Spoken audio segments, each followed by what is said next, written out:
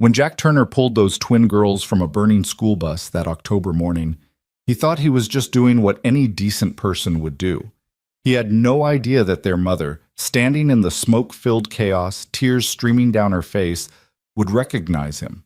No idea that one act of courage would unravel a connection 3 years in the making.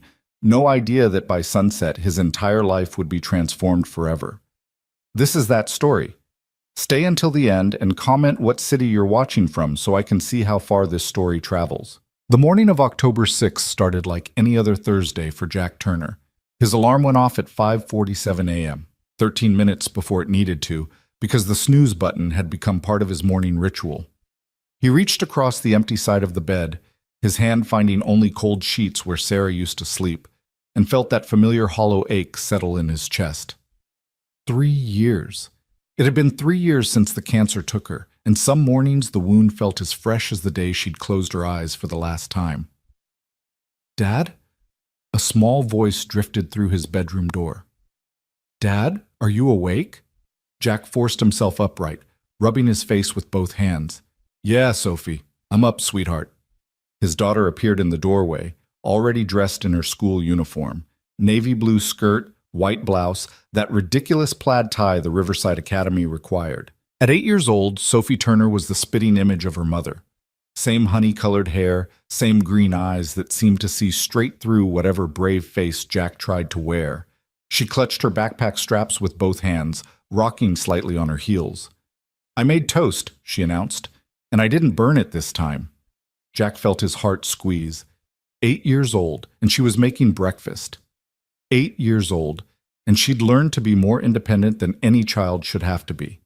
He swung his legs out of bed, his lower back protesting. 42 years old, and his body already felt like it was 50.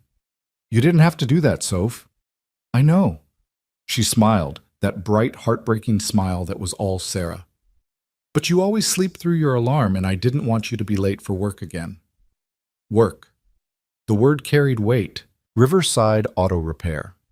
The small garage Jack had bought 7 years ago, with dreams of building something, of providing for his family, of making his father proud. Now it was barely staying afloat. The bank had sent another letter last week, past due. Final notice. Words that kept Jack awake at night, staring at the ceiling, doing math that never quite added up. He followed Sophie down the narrow hallway of their rental house, the floorboards creaking under his weight. The kitchen was tiny, barely room for a table and 4 chairs, though they only needed 2 now. True to her word, Sophie had made toast. 2 slices sat on a plate beside a cup of coffee she'd attempted to make.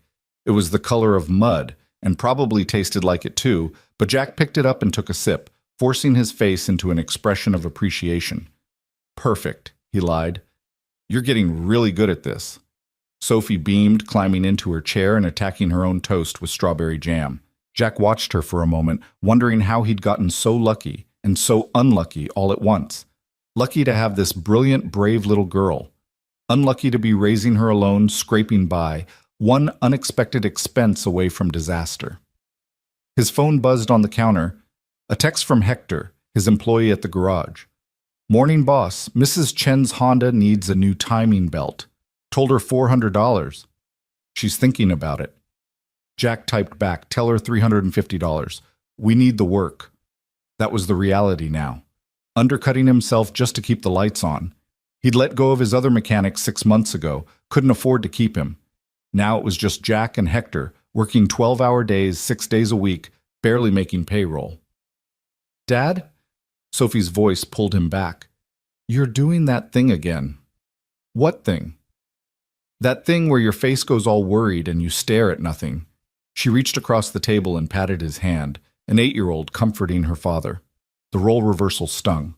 "It's okay, we're okay." Jack forced a smile, covered her small hand with his. "Yeah, baby, we're okay." But were they? The rent was due in 5 days. Sophie needed new shoes. He'd noticed her current ones were getting tight. And his truck, the battered Ford F-150 currently sitting in the driveway, was making a noise that suggested the transmission was on its last legs. If that went, he'd be stuck. No transportation meant no work. No work meant... He stopped himself. Not now. Not this morning. This morning, he had to get Sophie to school, get himself to the garage, and somehow make it through another day. They finished breakfast in comfortable silence, Sophie swinging her legs under the table, humming something that might have been a song from her favorite cartoon. Jack washed the dishes, all four of them, and grabbed his keys from the hook by the door. "Ready?" he asked. Sophie shouldered her backpack, nearly toppling backward from its weight. "Ready. Oh, Dad, don't forget, today's the recital." Jack's mind went blank. "The what?" "The recital." Sophie's eyes went wide with that particular panic children get when parents forget important things. "The fall concert. I'm playing Fur-Elise on the piano. I told you like 100 times." Shit. He had forgotten, completely forgotten. Between the bills and the work and the constant grinding stress, it had slipped through the cracks of his exhausted brain. "Right," he said quickly, crouching down to her level. "The recital. Of course. What time?" 10 o'clock, in the auditorium. Mrs. Patterson said parents should be there by 9:45. Jack did the math. It was 7:20 now. If he dropped Sophie at school, got to the garage by 8, he could put in a couple hours of work, then leave at 9:30. It would work. It had to work. "I'll be there," he promised, holding up his pinky. Pinky swear. Sophie locked her pinky with his, the sacred contract of childhood. "You promise, promise?" "Promise, promise." The drive to Riverside Academy took 15 minutes through town. Riverside, Indiana, population 8,000.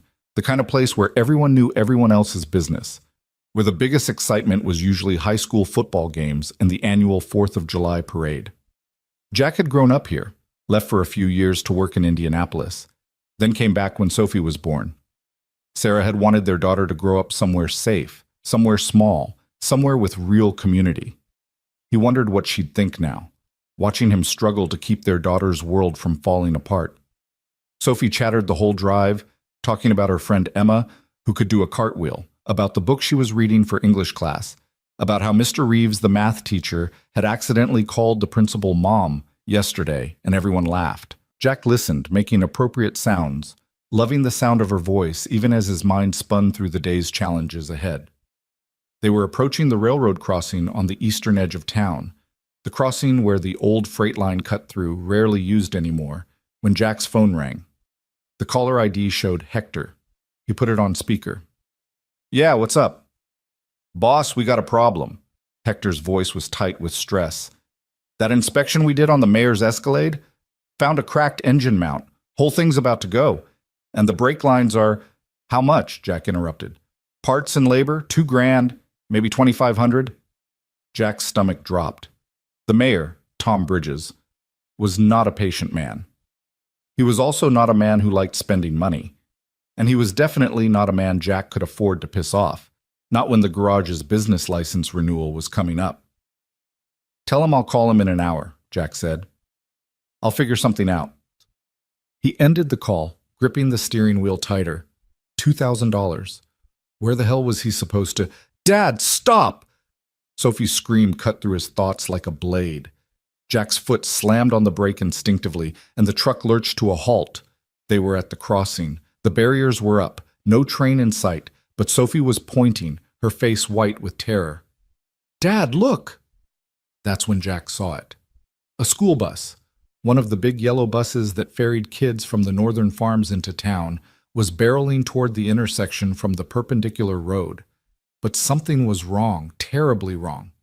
The bus was moving too fast, weaving slightly, and as Jack watched in mounting horror, it tried to make the turn onto the crossing road. It didn't make it. The bus tipped.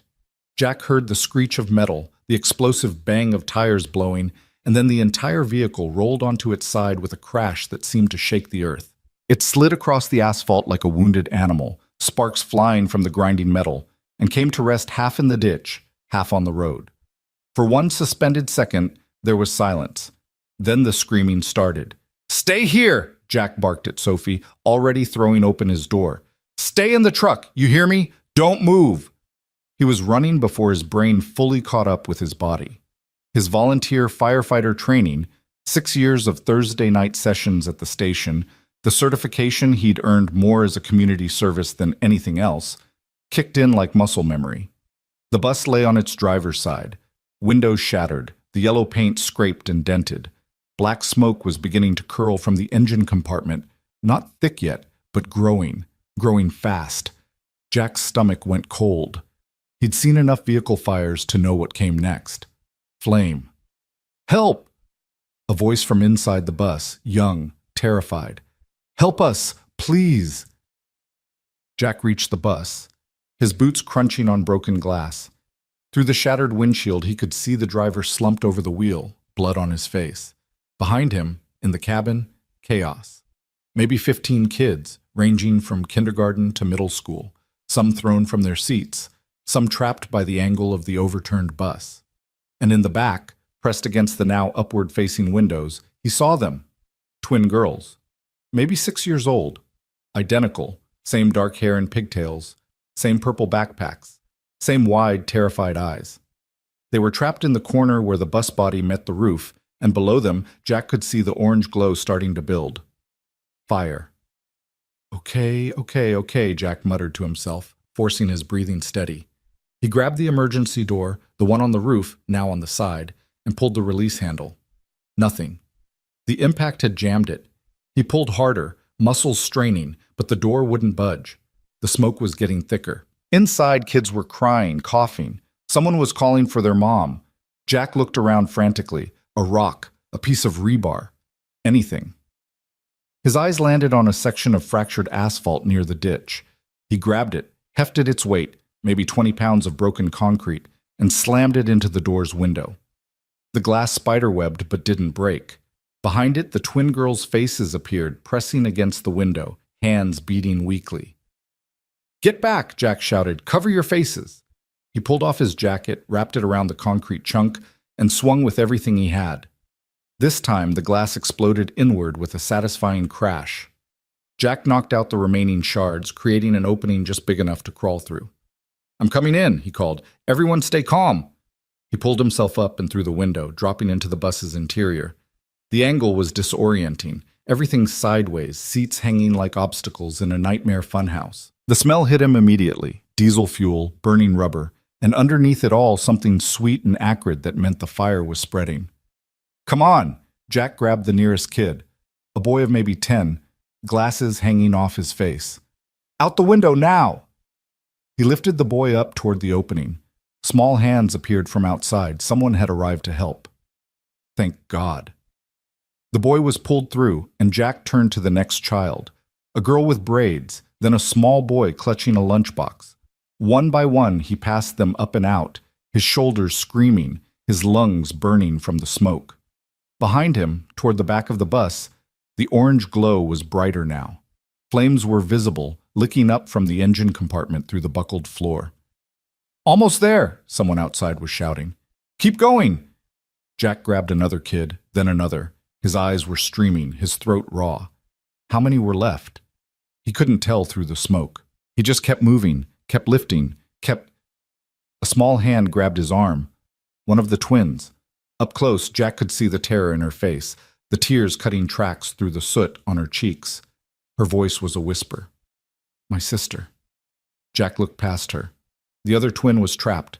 A section of the bus's roof had buckled in the crash, pinning one of the overturned seats, which had caught her backpack. She was pulling frantically, but the angle and her size meant she couldn't generate enough force to break free. And the fire was right below her, flames now visible through the floor panels, heat radiating up in waves. "Okay, sweetheart, I got her." Jack pushed the first twin toward the window. "You climb up, right now. Go!" She hesitated, looking back at her sister. "But now!" Jack's command voice, the one he'd learned from his father, the one that brooked no argument, and the girl obeyed, scrambling toward the opening. Jack turned to the trapped twin. The fire was maybe 6 feet away, spreading fast along spilled diesel fuel. He could feel the heat on his face, feel his skin tightening. No time. No time for finesse. He grabbed the seat frame that had the girl's backpack caught and pulled. Nothing. The metal was wedged tight, caught on another seat. The girl whimpered, pulling helplessly at her backpack straps. "Forget the bag," Jack said, already reaching for her. Arms out of the straps, honey. Come on. But her hands were shaking too badly. She couldn't work the clasps. Jack could see the fire reflected in her wide eyes, could smell burning plastic as the flames found something new to consume. 5 feet away. 4. Okay, new plan. Jack grabbed his keychain from his pocket. Attached to it was a small folding knife, the one he used for cutting through packaging at the garage. He flipped it open, grabbed the backpack straps, and sawed through them. The nylon parted, and suddenly, the girl was free. Jack scooped her up, turned toward the window. And that's when the world exploded. The fire reached the fuel tank. Jack didn't hear the explosion so much as feel it, a wall of force and heat that picked him up and threw him forward. He curled around the girl instinctively, his body making itself a shield as they flew through the air. They hit something hard. The ground, Jack's brain supplied distantly, and rolled. Jack felt skin scrape off his arm, felt his ribs connect with something solid, felt his head snap back and crack against asphalt. Stars burst behind his eyes. Then darkness swam up, and he fell into it. When Jack came to, he wasn't sure if seconds or hours had passed. His ears were ringing, a high-pitched whine that drowned out everything else. His vision was blurry, doubled. Something wet was running down his face, blood, probably. He tried to sit up, and pain exploded through his left side, sharp enough to make him gasp. Easy, easy, don't move. Hands on his shoulders, pushing him gently back down. Jack blinked hard, trying to focus. A face appeared above him, someone he didn't recognize, a woman in a green shirt. The paramedics are coming. You're going to be okay. The girl, Jack managed, his voice coming out as a croak. The twin, she's okay. You got her out. You got them all out. Jack let his head fall back against the ground, relief flooding through him strong enough to make him lightheaded. Or maybe that was the concussion, hard to tell. Around him, chaos. He could turn his head enough to see the burning hulk of the school bus, flames now completely engulfing it, black smoke billowing into the morning sky. Fire trucks were arriving. Jack could hear the sirens even through the ringing in his ears, and someone was shouting instructions. Children were scattered across the road and the grass beyond, some sitting, some standing, some being examined by people in civilian clothes who must have stopped to help. All alive. Thank God. All alive. Sir, can you hear me? A different voice now. Male. Professional. A paramedic, Jack realized, as his vision cleared enough to make out the blue uniform. Can you tell me your name? Jack Turner, he said. His tongue felt thick, his mouth full of copper. I was just driving by and the bus... You did good, Jack. The paramedic was doing something to Jack's arm, wrapping it. Real good. But you're hurt. We need to get you transported. I'm fine. Jack tried to sit up again, and again the pain in his ribs made him reconsider. Just my daughter, Sophie. She's in my truck. I left her. The little blonde girl? She's okay. One of the deputies is with her. Jack's eyes found his F-150, still parked where he'd left it on the other side of the crossing. Through the windshield, he could see Sophie's face pressed against the glass, watching. Even from here, he could see she was crying. I need to... Jack started. You need to lie still, the paramedic said firmly. You've got burns, possible broken ribs, definitely a concussion. You're not walking anywhere, Mr. Turner. As if to prove the point, Jack's vision chose that moment to swim again, the world tilting sideways. He felt himself being lifted, being moved onto something flat and firm. A backboard, his distant medic training supplied. Straps went across his chest and legs, securing him. The driver, Jack said. The bus driver, is he... Being transported to County General. He had a seizure, we think. That's what caused the crash. The paramedic's face appeared above Jack again, shining a light in his eyes. Jack winced. Follow my finger. Good. Other eye. Good. The stretcher was moving now, being wheeled toward an ambulance. Jack caught fragments of the scene around him. A fire chief shouting orders, water arcing through the air onto the burning bus, someone with a camera, probably local news. And everywhere, people staring at him with expressions he couldn't quite parse. The stretcher stopped. Jack found himself looking up at a woman he didn't recognize. She was in her late 30s, maybe, dressed in a business suit that was now covered in dust and ash. Her dark hair was pulled back in a ponytail, and her face was streaked with tears. "You," she said, her voice breaking. "You saved them. You saved my babies." Babies. Jack's foggy brain made the connection. The twins. "Are they okay?" he asked. "I got them out, but they're fine, thanks to you." The woman's hand covered her mouth, her shoulders shaking. I can't. How do I even thank you for—" "Ma'am, I'm sorry, but we need to go." The paramedic's hand on her shoulder, gentle but firm. "You can see him at the hospital." The woman nodded, stepped back. Jack saw her turn, saw two small figures in purple backpacks running to her, saw her drop to her knees and gather them into her arms. The twins. All three of them crying, holding each other like the world might try to tear them apart again. Then the ambulance doors were closing, and the scene disappeared from view. The siren wailed to life, and Jack felt the vehicle begin to move. He closed his eyes, suddenly exhausted beyond measure. "Hang in there, Mr. Turner," the paramedic said, adjusting something on the IV line Jack hadn't realized he'd been given. "You're a hero today, a real hero." But Jack didn't feel like a hero. He felt like a father who'd left his daughter alone in a truck, who'd forgotten her recital, who couldn't pay his bills. He felt like a man who'd gotten lucky. Lucky he'd been there, lucky he'd acted fast enough, lucky the explosion hadn't killed him. Lucky and so tired. "Sophie," he mumbled, "I need to— She's supposed to play piano today. For Elise. I promised I'd be there. I'm sure they'll understand given the circumstances." The paramedic's voice was kind, patient. "Don't worry about that right now. Just rest." Rest. As if he could. As if his mind could stop spinning through the implications. Missed work, medical bills he couldn't afford. Sophie scared and alone. The hit just kept coming, didn't they? Every time Jack thought he had his feet under him, every time he thought maybe they'd be okay, the universe found a new way to knock him down. But those kids were alive. The twins were with their mother. The bus driver would probably survive. That had to count for something, right? That had to— Jack's thoughts scattered as the pain medication in the IV kicked in, pulling him down into darkness.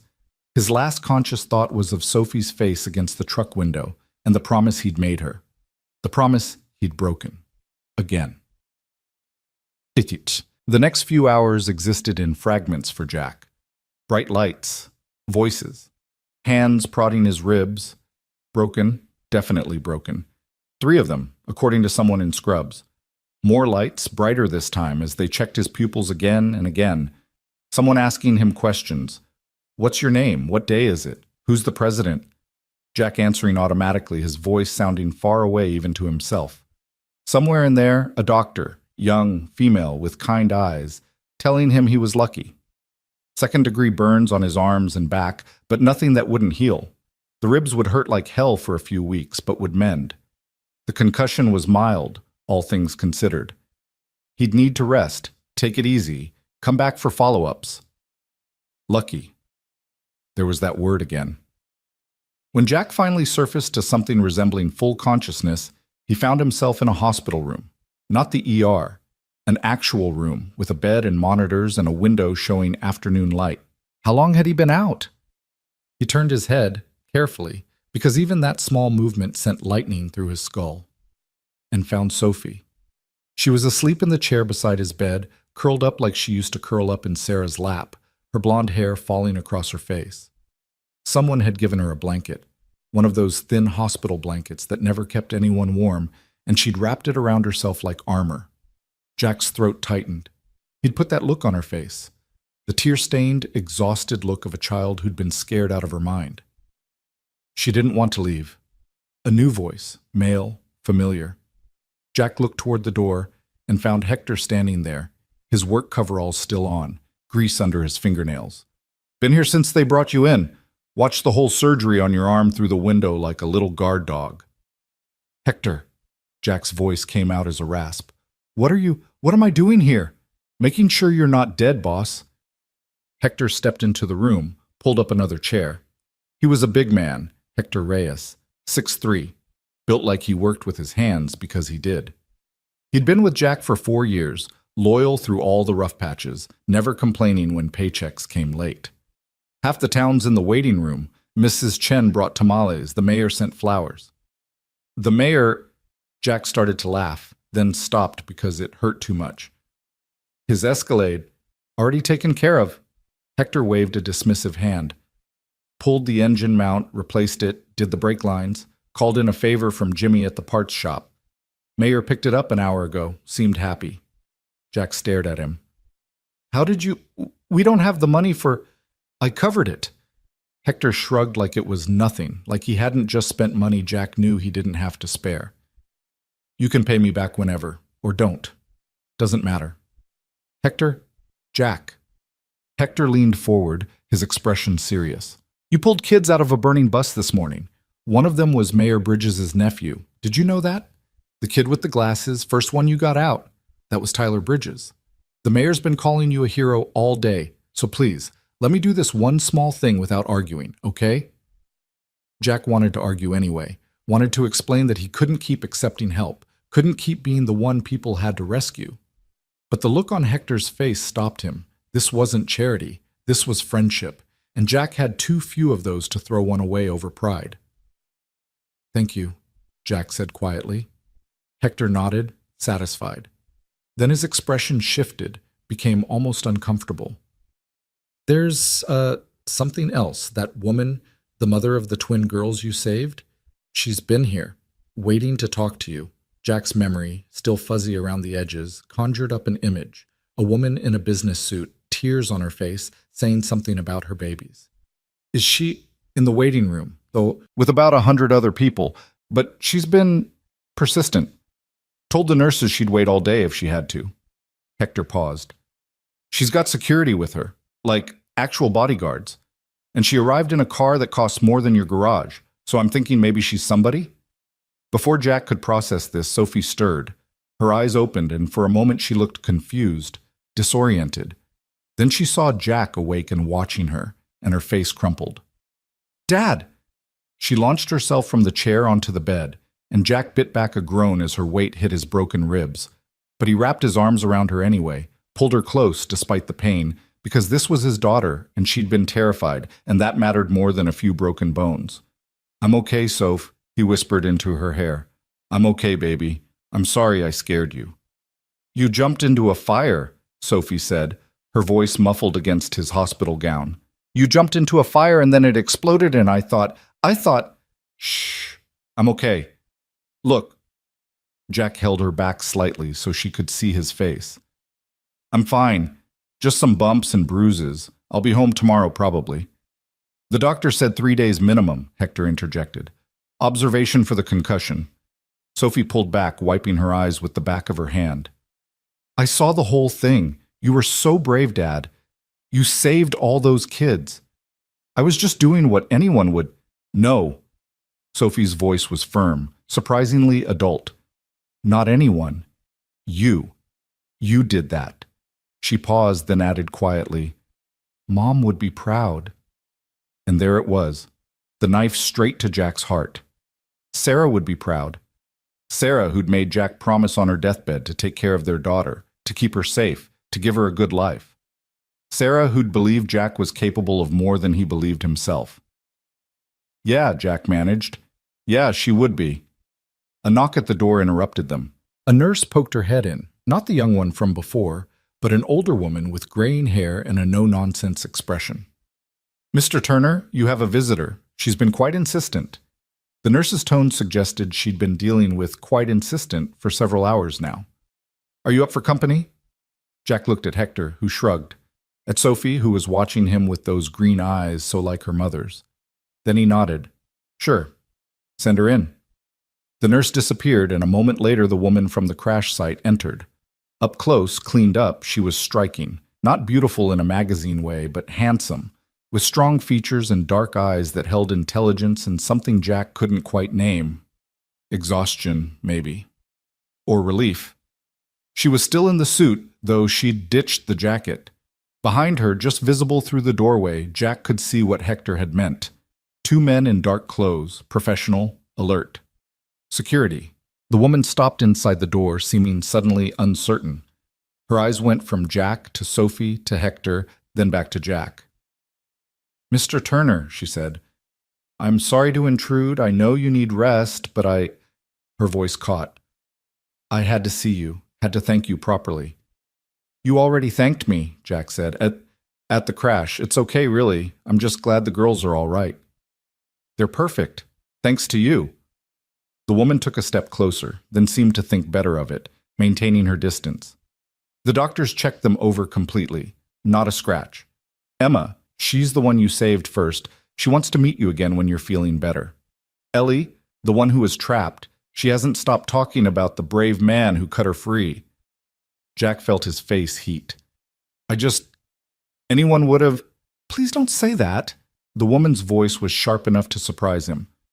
"Don't diminish what you did. You risked your life. The fire chief told me that if you'd been 5 seconds slower, if you'd hesitated even a moment, both of my daughters would have—" She stopped, unable to finish the sentence. An uncomfortable silence fell. Sophie had gone very still beside Jack, watching the exchange with wide eyes. Hector had the look of a man trying to become invisible through sheer willpower. The woman took a breath, visibly composing herself. When she spoke again, her voice was steadier. "I'm Rachel Myers." She said it like it should mean something. Jack searched his tired brain but came up empty. "I'm sorry, should I—" "No reason you should know me," Rachel said quickly. "But I—" She paused, seemed to make a decision. "Do you remember, about 3 years ago, working on a car late at night? A black Lexus broken down on Highway 52? Jack frowned. 3 years ago. So much had happened 3 years ago. Sarah's final decline, the funeral, the impossible blur of grief and single parenthood. But yes, now that she mentioned it, there was something. A late-night call, a stranded motorist, a woman whose car had died in the middle of nowhere. "Maybe," he said. "I get a lot of late-night calls." It was in December, 2 days before Christmas. I was driving back from Chicago. My father had just died, and I was trying to get home to my daughters.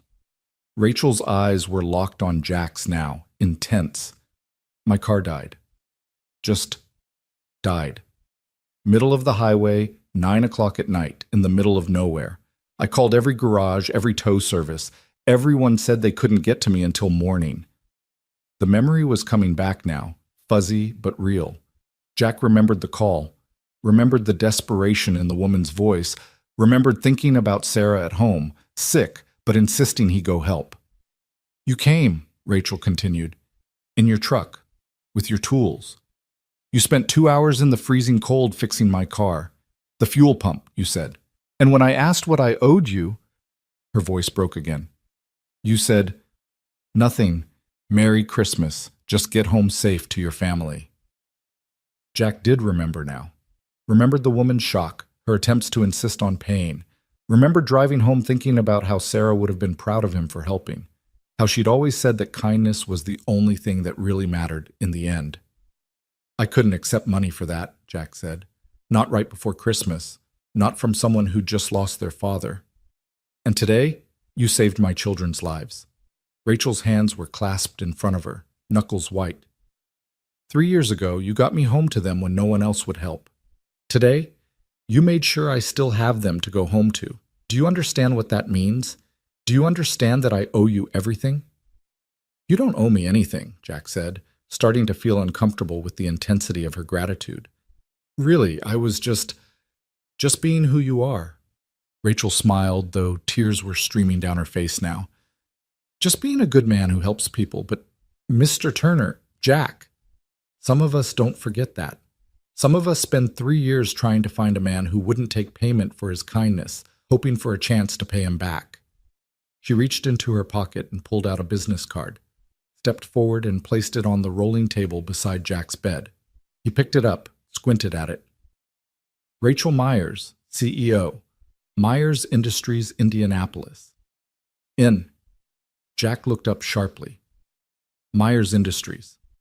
Even in his concussed state, he knew that name. Everyone in Indiana knew that name. They were, manufacturing? Tech? Something big. something that employed thousands of people and had their name on buildings. You're, he started. Yes, Rachel said simply, and I want you to work for me. The room went very quiet. Even the beeping monitors seemed to pause. Jack stared at Rachel, certain he'd misheard. I'm sorry, what? I want you to work for me. Rachel's voice was steady now, businesslike. We're launching a new division, Emergency Response and Safety Systems. I've been trying to find the right person to run it for months. Someone who understands real risk, real stakes, someone who acts instead of just talking about action. She gestured at Jack. Someone exactly like you. I'm a mechanic, Jack said. I fix cars. I'm not qualified to buy. You're a volunteer firefighter with 6 years of certification. You have management experience running your own business. And today you proved you have the courage and decisiveness we need. Rachel pulled out another card, wrote something on the back, and placed it with the first. This is my personal cell phone. Think about it. When you're ready, call me. Jack's head was spinning, and not just from the concussion. Miss Myers, I appreciate the offer, but nothing. Just think about it. Rachel turned to leave, then stopped. Oh, and Jack, your medical bills from today, they're taken care of. What? No, you can't. I can, and I did. The hospital has been instructed to send all bills to my office. Consider it a thank you. She smiled, the first genuine smile Jack had seen from her. You gave me back my daughters. This is the least I can do. And then she was gone, her security detail falling in behind her, leaving Jack staring at 2 business cards and trying to process what had just happened. Did that just happen? Hector asked, breaking the silence. Did a billionaire just offer you a job? I think so, Jack said faintly. Sophie was staring at the cards like they might explode. Dad? What does this mean? What did it mean? Jack's exhausted brain tried to work through it. A job. A real job, with what was probably a real salary. Medical bills paid. A future that didn't involve barely scraping by, month after month. Always one disaster away from losing everything. A chance. I don't know, Soph, Jack said honestly. I really don't know. But as he lay there in the hospital bed, broken ribs aching, burns throbbing, head pounding, Jack Turner allowed himself to feel something he hadn't felt in 3 long years. Hope. The hospital discharged Jack 3 days later, against his protests that he was fine after day 1. The doctors insisted on monitoring his concussion, running tests that all came back normal but cost money Jack didn't want to think about, except Rachel Myers had already paid for everything. That fact sat uncomfortably in Jack's chest, a weight he couldn't quite process. He wasn't used to accepting help, wasn't used to anyone swooping in to fix his problems. Sophie had stayed with Mrs. Chen during those 3 days, their elderly neighbor who'd known Sarah and had a soft spot for Sophie.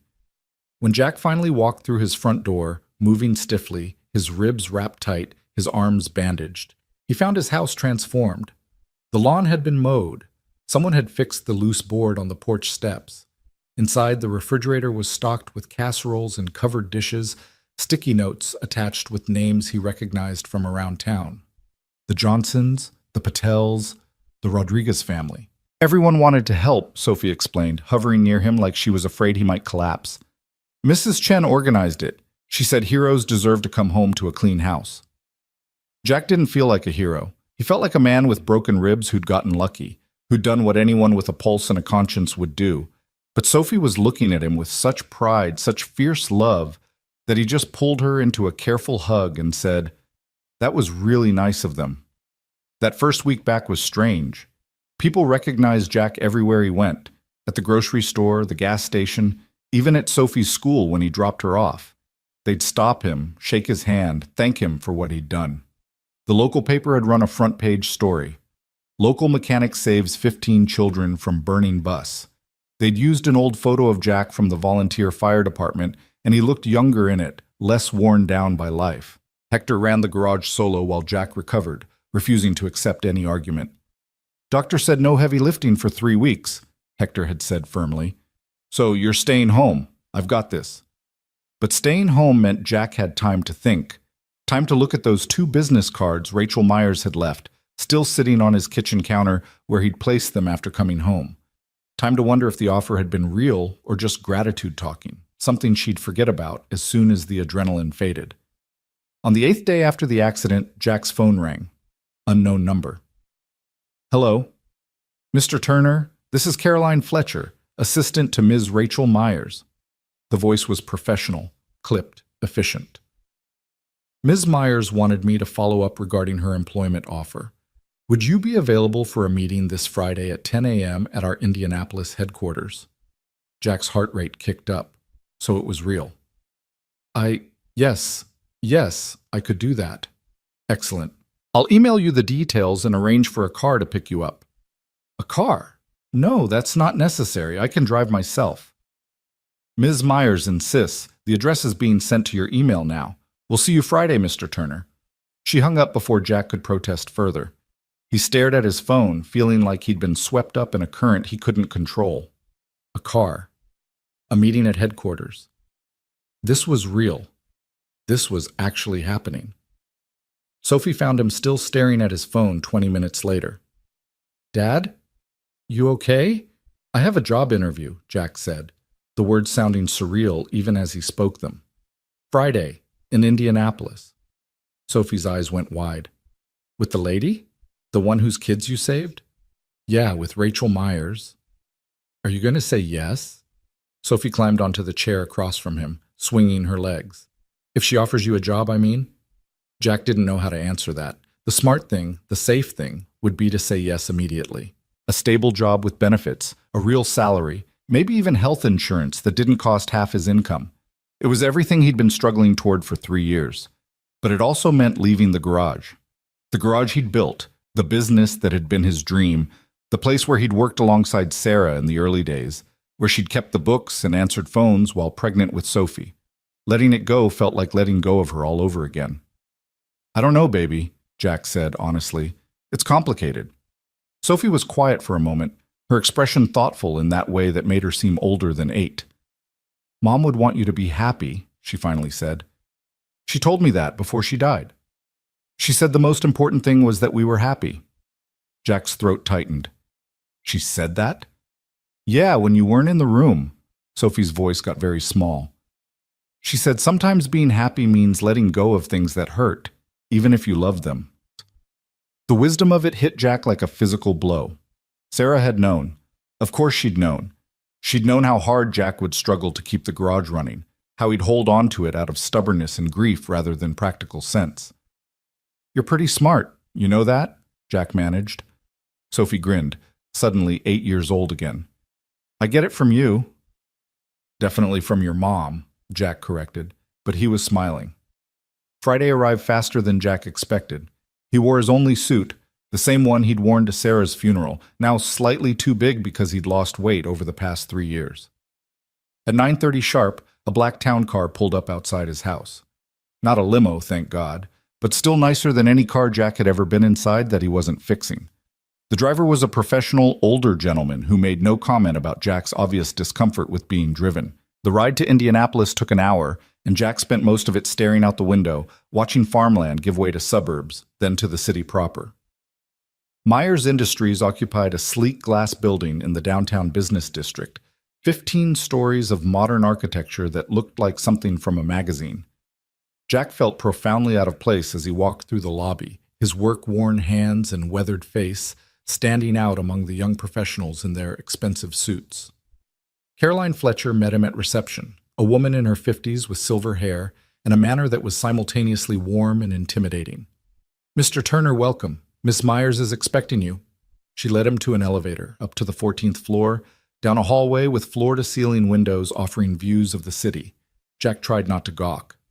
Finally, Caroline stopped at a door, knocked once, and opened it. Mr. Turner is here, Ms. Myers. Send him in. Thank you, Caroline. Jack stepped into an office that was bigger than his entire garage.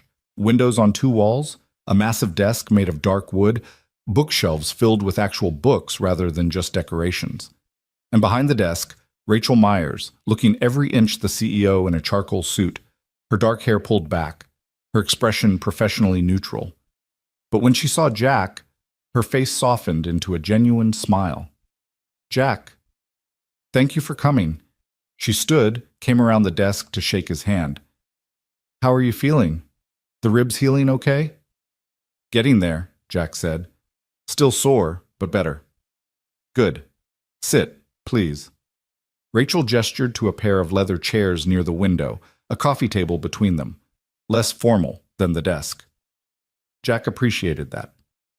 Can I get you anything? Coffee? Water? I'm fine, thank you. They sat, and for a moment there was an awkward silence. Jack got the sense that Rachel was as unsure how to start this conversation as he was. Finally, she leaned forward slightly, her hands clasped. I meant what I said at the hospital, she began. This isn't charity, and it's not just gratitude. Though God knows I'm grateful, I genuinely believe you're the right person for what we're trying to build. I looked up your company, Jack admitted. After you left, you make everything. Manufacturing equipment, tech components, logistics systems. We do. We're diversified, which has its advantages. Rachel smiled slightly. But we've identified a gap in the market, comprehensive emergency response systems. Not just equipment, but training, consultation, rapid response. We want to work with schools, municipalities, corporations, teach them how to prepare for disasters, how to respond, how to save lives. And you want me to run this division? Jack couldn't keep the skepticism from his voice. Ms. Myers, Rachel, I appreciate the thought, but I'm not qualified. I'm a mechanic who volunteers at the fire station. I don't have a college degree. I've never worked corporate. I don't know anything about... You know what matters. Rachel's voice was firm. You know how to act under pressure. You know how to lead. I spoke to your fire chief, by the way. He said in 6 years, you've been on more calls than anyone. Always volunteer for the tough jobs and keep a cool head when everyone else is panicking. Jack hadn't known Chief Morrison had said those things. The knowledge sat warm in his chest. And you know how to build something from nothing, Rachel continued. You started your garage with a loan and a dream. You've kept it running through a recession, through personal tragedy, through everything life threw at you. That's not easy, Jack. That takes strength and intelligence and determination. It takes desperation, Jack corrected quietly. I kept the garage running because I had no choice. Because my daughter needed food and a roof over her head, which makes you exactly the kind of person I want running this division. Someone who understands what's at stake. Someone who knows that failure isn't an option. Rachel pulled a folder from the coffee table, handed it to Jack. This is the offer. Salary, benefits, everything. Look it over. Think about it. Jack opened the folder and his breath caught. The salary listed was more than 3 times what he made in a good year at the garage. Health insurance, full coverage, dental, vision, the works, a retirement plan, stock options, a company car. This is... Jack couldn't finish the sentence. It's what the position is worth, Rachel said simply. And Jack? The job is yours if you want it. No more interviews, no competition. I've made my decision. Jack stared at the papers, his mind spinning. This would change everything. Sophie could go to a better school, could have the things other kids had. They could move out of the rental, maybe buy a small house. He could stop lying awake at night doing math that didn't add up, stop choosing between fixing his truck and buying groceries. But what about my garage? The question came out before Jack could stop it. Rachel's expression turned sympathetic. That's your decision to make. You could sell it, close it, keep it running with a manager, whatever you want. But Jack, I need to be honest with you. This job is full-time and then some. At least for the first year or two while we're building the division from the ground up. It would be difficult to do both. Jack had known that. Of course he'd known that. But hearing it stated plainly made it real in a way it hadn't been before. Can I think about it? He asked. Of course. Take your time. Rachel stood and Jack did too. But Jack, don't overthink this. Sometimes the right choice is the one that scares us most. They shook hands again, and Caroline appeared to escort Jack back to the lobby. The drive home was a blur. Jack couldn't stop seeing that number, the salary that would solve every problem, open every door. When he got home, Hector was waiting on his porch, 2 beers in hand. He offered one to Jack without a word. They sat on the steps, watching the afternoon sun paint the street gold, and Jack told him everything. So, Hector said when Jack finished, you're taking it, right? I don't know. Jack, Hector turned to look at him. Brother, I love you, but you're an idiot if you don't take this job. The garage is barely breaking even, has been for 2 years. You know it, I know it. Hector's voice was gentle but firm. You've been killing yourself trying to keep it alive, and I get it, man. I do. Sarah loved that place. But she's gone, Jack. She's not coming back. And keeping the garage won't bring her back. Jack flinched. It was the truth, brutal and hard, and Hector was the only person who could say it to him like that. What happens to you if I leave? Jack asked. The garage. We'll be fine. I'll find another job. Hell, maybe I'll buy the place from you if you want to sell. Been thinking about going into business for myself anyway. Hector grinned. Turner and Reyes Auto Repair has a nice ring to it. Reyes and Turner, Jack corrected automatically, and they both laughed. That night, Jack sat with Sophie at the kitchen table. He showed her the offer, explained what it meant. She read through it carefully, her young face serious. That's a lot of money, she said. It is. We could get a house with a yard, and maybe a dog? Despite everything, Jack smiled. Maybe a dog? Sophie was quiet for a long moment. Then she said, Are you scared? The question surprised him with its perceptiveness. Yeah, Jack admitted. Yeah, I'm scared. Of what? Of failing, of not being good enough, of letting people down. Jack paused. Of letting your mom down. Sophie reached across the table and took his hand, her small fingers squeezing his calloused ones. Dad, you could never let Mom down. She loved you. She thought you were the best person in the world. She was biased, Jack said, his voice rough. She was right. Sophie's green eyes, Sarah's eyes, were fierce. And I think you should take the job. I think you should do something that makes you happy instead of something that makes you sad. The garage doesn't make me sad. Yes, it does. I see your face when you come home. I hear you worrying about money. Sophie's voice cracked slightly.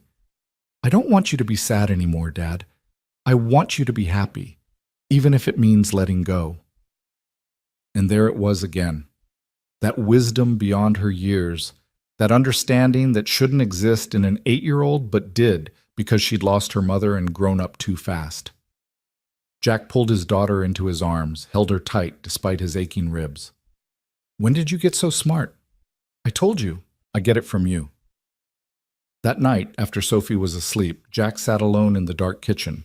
He thought about Sarah, about the dreams they'd had, about the life they'd planned. He thought about the garage, about every hour he'd put into it, every car he'd fixed, every customer he'd helped. And he thought about the future, Sophie's future, specifically. The opportunities this job could give her, the stability, the security, the chance at a life where she didn't have to worry about money, didn't have to see her father stressed and exhausted, didn't have to grow up too fast because there was no other choice. Jack picked up his phone, found Rachel Meyer's card, and dialed the number before he could change his mind. She answered on the second ring. Jack? I'll take the job, he said. If the offer's still open, I'll take it. There was a pause, then Rachel's voice came back warm with relief. It's open. Welcome to Myers Industries, Jack. After they hung up, Jack sat for a long time in the silence. He felt like he was standing on the edge of a cliff, about to jump, unsure if he'd fly or fall. But for Sophie, he'd risk the fall. The next few weeks moved like a freight train. Jack officially accepted the position, signing contracts that made his head spin. He met with lawyers Rachel provided to help him sort out the garage. In the end, Hector did buy it, with financing Rachel arranged through one of Myers Industries' partner banks. The sale price was fair, enough to pay off Jack's debts and put a little in savings. The hardest part was the last day. Jack stood in the garage one final time, the space he'd built with his own hands, where he'd worked beside Sarah, where he'd taught himself to be a businessman even though he'd never planned to be one. The smell of motor oil and metal, the scattered tools, the calendar still showing last month's date. Hector found him there, standing in the middle of the empty bay. You okay, boss? Yeah. Jack's voice was rough. Just saying goodbye. Hey! Hector clapped him on the shoulder. You're not saying goodbye. You're saying, see you later. This place will always be here, and you can come back anytime. Get your hands dirty if you miss it. Hector and Turner Auto Repair, Jack said, and Hector laughed. Damn right. They locked up together, and Jack handed over the keys. As he drove away, he didn't let himself look back in the rearview mirror. Forward. He had to keep looking forward. Myers Industries set Jack up with an office on the 14th floor, 3 doors down from Rachel's. It felt absurd. Jack Turner, mechanic, with his own office, his own assistant, his own parking space. The first day, he showed up in jeans and a button-down shirt, only to find that Rachel had arranged for a corporate wardrobe consultation. By the end of the week, he owned 5 suits and felt ridiculous in all of them. "You look fine," Rachel said, catching him adjusting his tie for the 100th time outside a conference room. Professional, confident. "I look like I'm playing dress-up," Jack muttered. "Then fake it until you don't." Rachel smiled. "That's what we all do, Jack. Every single person in this building is faking something. You just fake it better than most because you've actually done real things." The work was overwhelming at first. Jack was tasked with building the emergency response division from nothing. Hire a team, develop training protocols, reach out to potential clients, create a business plan.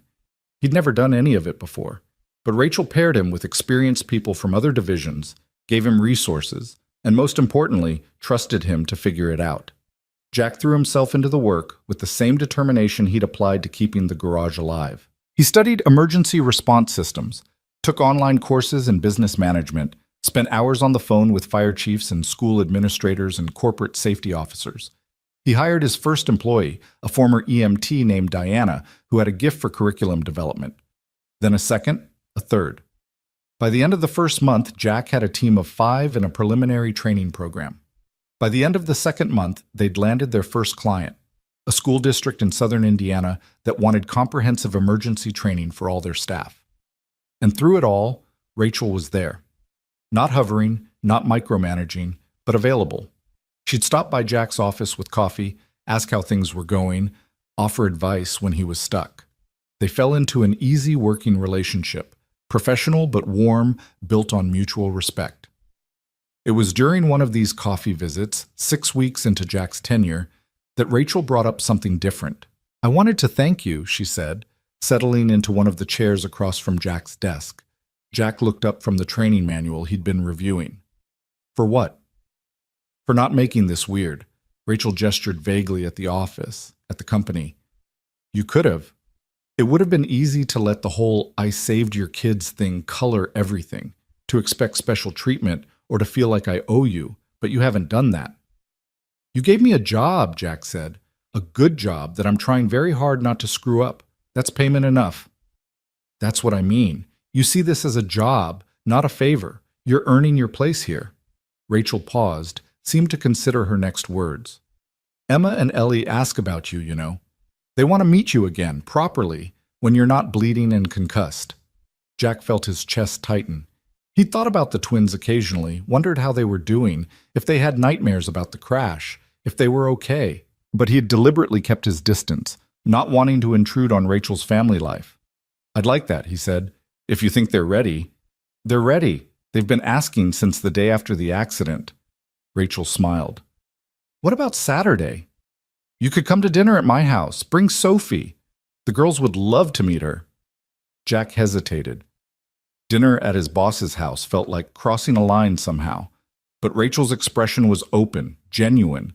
This wasn't a corporate obligation. This was a mother wanting her daughters to meet the man who'd saved them. "Okay," Jack agreed. "Saturday works." When Jack told Sophie about the dinner invitation, she reacted with a level of excitement that surprised him. She insisted on wearing her best dress, spent an hour that Saturday afternoon making a card for the twins, and peppered Jack with questions during the entire drive to Rachel's house. "What if they don't like me? What if I say something wrong? Dad, what do I talk about with them?" Sophie breathed. Jack glanced at her in the rearview mirror. "They're 6 years old. Just be yourself. Talk about kid stuff. You'll be fine." Rachel's house, calling it a house felt like calling the ocean a puddle, was in an exclusive neighborhood north of Indianapolis. The gate required a code. The driveway was circular. The house itself was modern, all glass and clean lines, set back on what had to be several acres. "Whoa," Sophie breathed as they pulled up. "This is where she lives?" "Apparently." Jack felt profoundly out of place again, but he'd learned to push through that feeling. He parked near the front entrance, helped Sophie out, and rang the doorbell. Rachel answered, but not in a business suit. She wore jeans and a casual sweater, her hair down around her shoulders, and she looked more relaxed than Jack had ever seen her. "Jack, Sophie, welcome. Come in, come in." The interior was as impressive as the exterior. High ceilings, art on the walls, furniture that looked expensive but comfortable. But before Jack could take it all in, two small tornadoes appeared from somewhere deeper in the house. "It's him! It's the brave man!" The twins, Emma and Ellie, though Jack couldn't tell which was which, raced toward him, then stopped suddenly, shy. Rachel laughed. "Girls, you remember Mr. Turner, and this is his daughter, Sophie." One of the twins, the one with a small scar on her chin, stepped forward. "I'm Ellie. You saved me. You cut my backpack and carried me out of the fire." "I remember," Jack said, crouching down to her level. "You were very brave. Both of you were." "I wasn't brave," Ellie said matter-of-factly. "I was scared. But you weren't scared." "Oh, I was definitely scared," Jack admitted. "But sometimes being brave means doing the right thing even when you're scared." The other twin, Emma, had approached Sophie, who stood slightly behind Jack. "I like your dress," Emma said. "Is that sparkly?" "A little bit." Sophie touched the fabric self-consciously. "My mom bought it for me, before. Emma's expression turned solemn. "Our first mom died too. We don't remember her much, but Rachel adopted us when we were 3, and she's our mom now." Jack glanced up at Rachel in surprise. She gave him a small, sad smile that explained volumes. "I didn't know," Jack said quietly as the girls led Sophie toward what appeared to be a playroom. "Why would you?" Rachel gestured for Jack to follow her toward the kitchen. "It's not exactly something that comes up in business meetings. But yes, I adopted the girls 3 years ago. Their biological mother, my younger sister, died in childbirth. Their father wasn't in the picture, so I took them in." "That's..." Jack struggled for words. "That's incredible. That's family." Rachel pulled wine glasses from a cabinet. "Red or white?" "Whatever you're having is fine." They moved to the back patio, more like a terrace, overlooking a pool and landscaped gardens. The evening was warm for October, the sun setting in shades of orange and gold. Rachel poured wine, and they sat in comfortable silence for a moment. "I was married once," Rachel said suddenly. "That's how I built the company. My husband and we started it together 15 years ago. He was the engineer, I was the business mind. We were going to change the world." Jack heard the past tense. "What happened?" "He left. 6 years ago, when the company started really taking off. Turned out he couldn't handle me being the CEO, being the face of the business. His ego couldn't take it." Rachel's voice was matter-of-fact, but Jack could hear the old hurt underneath.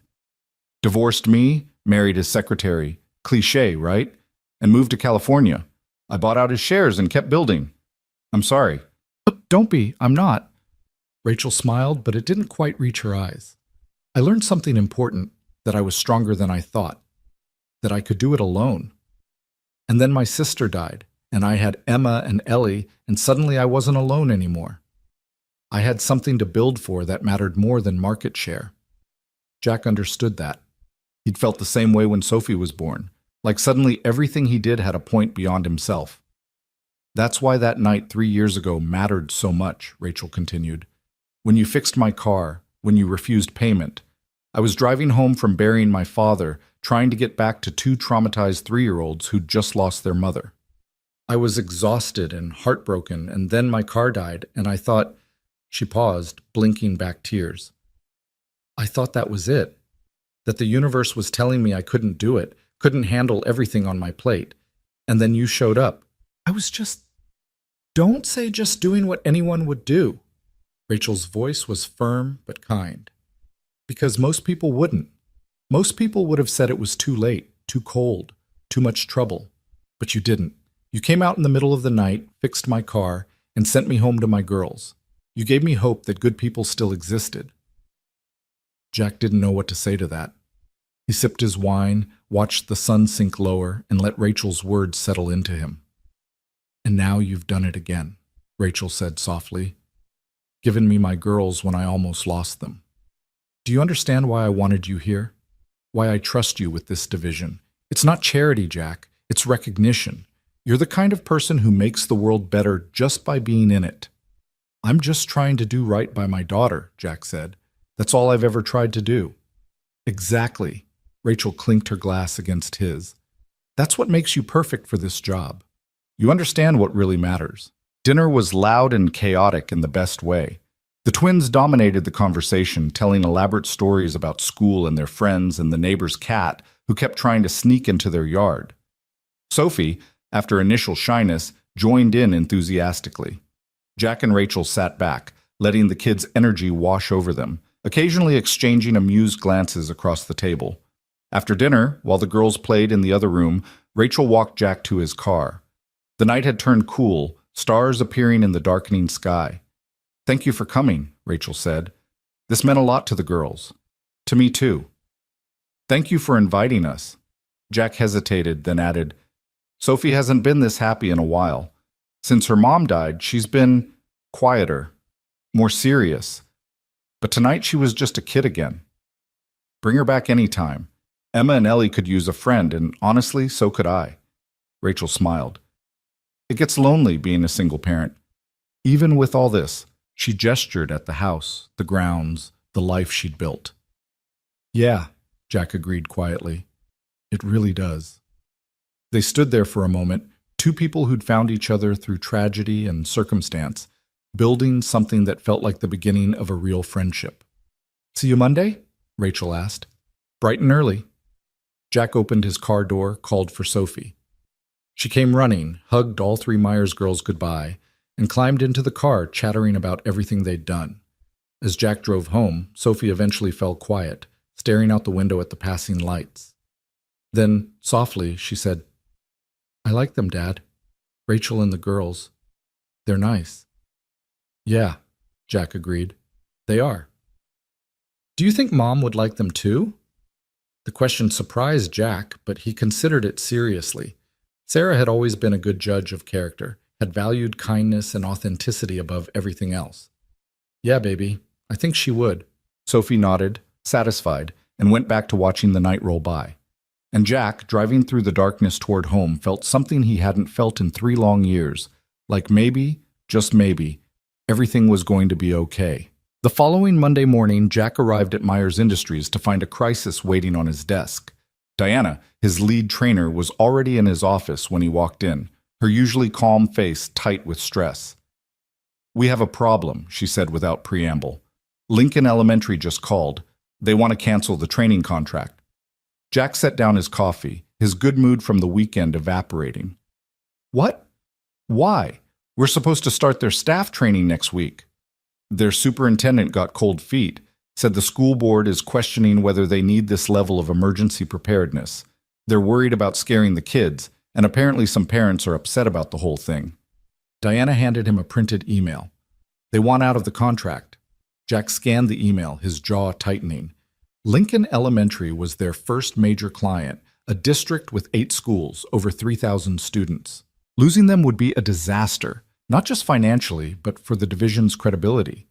If their first client walked away, others would question whether Turner Emergency Services was worth the investment. "Get me Superintendent Wallace on the phone," Jack said, "and pull up everything we have on their current safety protocols. I need to know what they're working with now."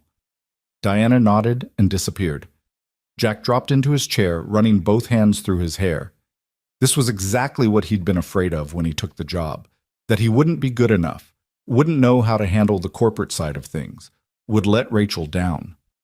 20 minutes later, Jack was on a video call with Superintendent Martha Wallace, a woman in her 60s with steel gray hair and an expression that suggested she'd heard every excuse and argument in existence. "Mr. Turner," she said coolly, "I appreciate you reaching out, but our decision is final. The board met Friday evening, and the consensus was that your services, while well-intentioned, are simply not necessary at this time. With all due respect, Superintendent Wallace, I disagree." Jack kept his voice steady, professional. "And I'd like to show you why. Can you give me 15 minutes? Just 15 minutes to walk you through what we're offering and why it matters." Wallace hesitated, then sighed. 15 minutes, Mr. Turner, but I'm not making any promises." Jack pulled up the presentation he and Diana had been refining for weeks. But instead of starting with statistics and training modules, he started with the truth. 3 months ago, I pulled 15 kids off a burning school bus, he said. You probably saw it on the news. What you didn't see was what happened in the minutes before I got there. The bus driver had a seizure, the vehicle rolled, and for almost 90 seconds, those kids were trapped with no one knowing what to do. Wallace's expression shifted slightly, attentive now. The bus monitor, a good woman, been doing the job for 10 years. She froze, Jack continued. Not because she was a coward or incompetent, but because she'd never been trained for that scenario. She didn't know how to use the emergency exits, didn't know how to coordinate an evacuation under duress, didn't know how to keep kids calm when they were terrified. So she froze, and those kids stayed trapped until I happened to drive by. He pulled up a photo. One of the twins, Emma, in her hospital bed afterward, smiling despite the oxygen tubes. This is Emma Myers, 6 years old. She's alive because I got lucky. But what about the next time? What about when there's no volunteer firefighter driving by? What about when it's a different emergency, a fire drill that becomes real, an intruder, a medical crisis? We have protocols, Wallace said, but her voice had lost some of its certainty. You have paper, Jack corrected gently. Binders full of procedures that staff have maybe read once, years ago. What you don't have is muscle memory. You don't have people who've practiced enough that when their brains shut down from fear, their bodies know what to do anyway. He pulled up their training curriculum. What we're offering isn't scary. It's not going to traumatize kids or make parents nervous. It's practical, hands-on training for your staff. Emergency exits, where they are, how to open them, how to use them efficiently. Medical response, how to handle everything from an asthma attack to a severe injury. Crisis communication, how to keep kids calm, how to coordinate with first responders, how to make sure everyone gets home safe. Wallace was leaning forward now, studying the screen. Jack pressed his advantage. We're not talking about active shooter drills or worst-case scenarios. We're talking about the everyday emergencies that happen in schools all the time. Last year alone, how many kids in your district went to the hospital from school? How many allergic reactions, injuries, medical incidents? I'd have to check the exact number, Wallace admitted. But it's high. We have over 3,000 students, and every single one of those incidents is a moment when trained staff can make the difference between a minor problem and a tragedy. Jack pulled up testimonials from fire chiefs and EMTs he'd interviewed.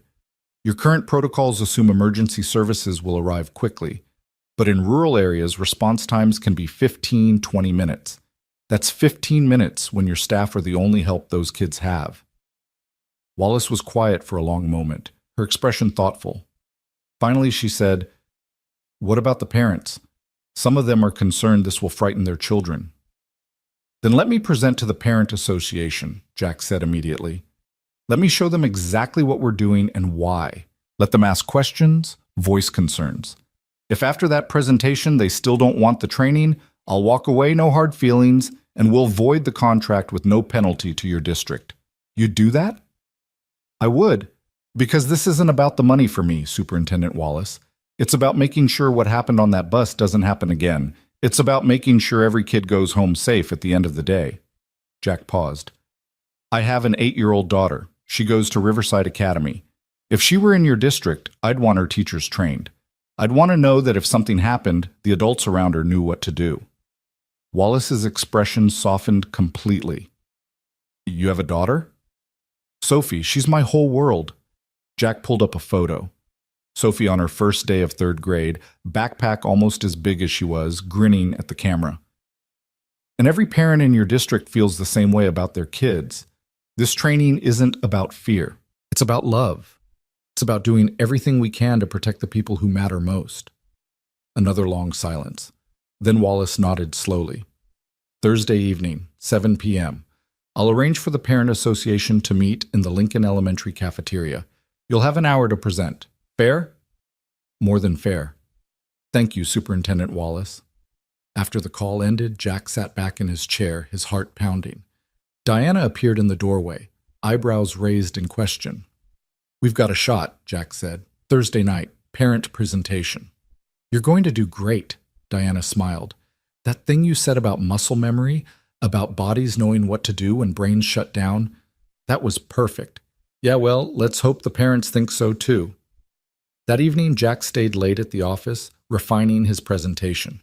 He wanted it perfect, wanted to strike the right balance between informative and reassuring, between highlighting risks and offering solutions.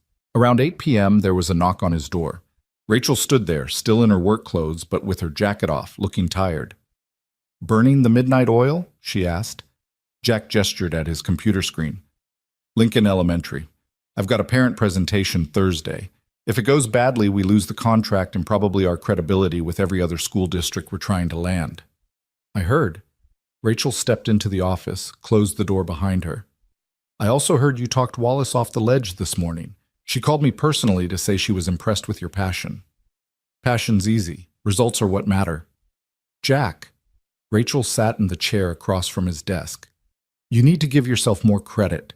You've been here less than 3 months, and you've built an entire division from scratch. You've hired a solid team, developed training that's actually innovative, and landed a major client. Most people couldn't do that in a year." "Most people aren't as desperate to prove they belong," Jack said, then immediately regretted the honesty. But Rachel didn't look surprised or judgmental. She just nodded. "I know that feeling. When I took over as CEO, I was 31 years old, a woman in a male-dominated industry trying to run a company that half the board thought should have gone to my ex-husband. I spent years feeling like an imposter, waiting for someone to realize I didn't belong in that office. What changed?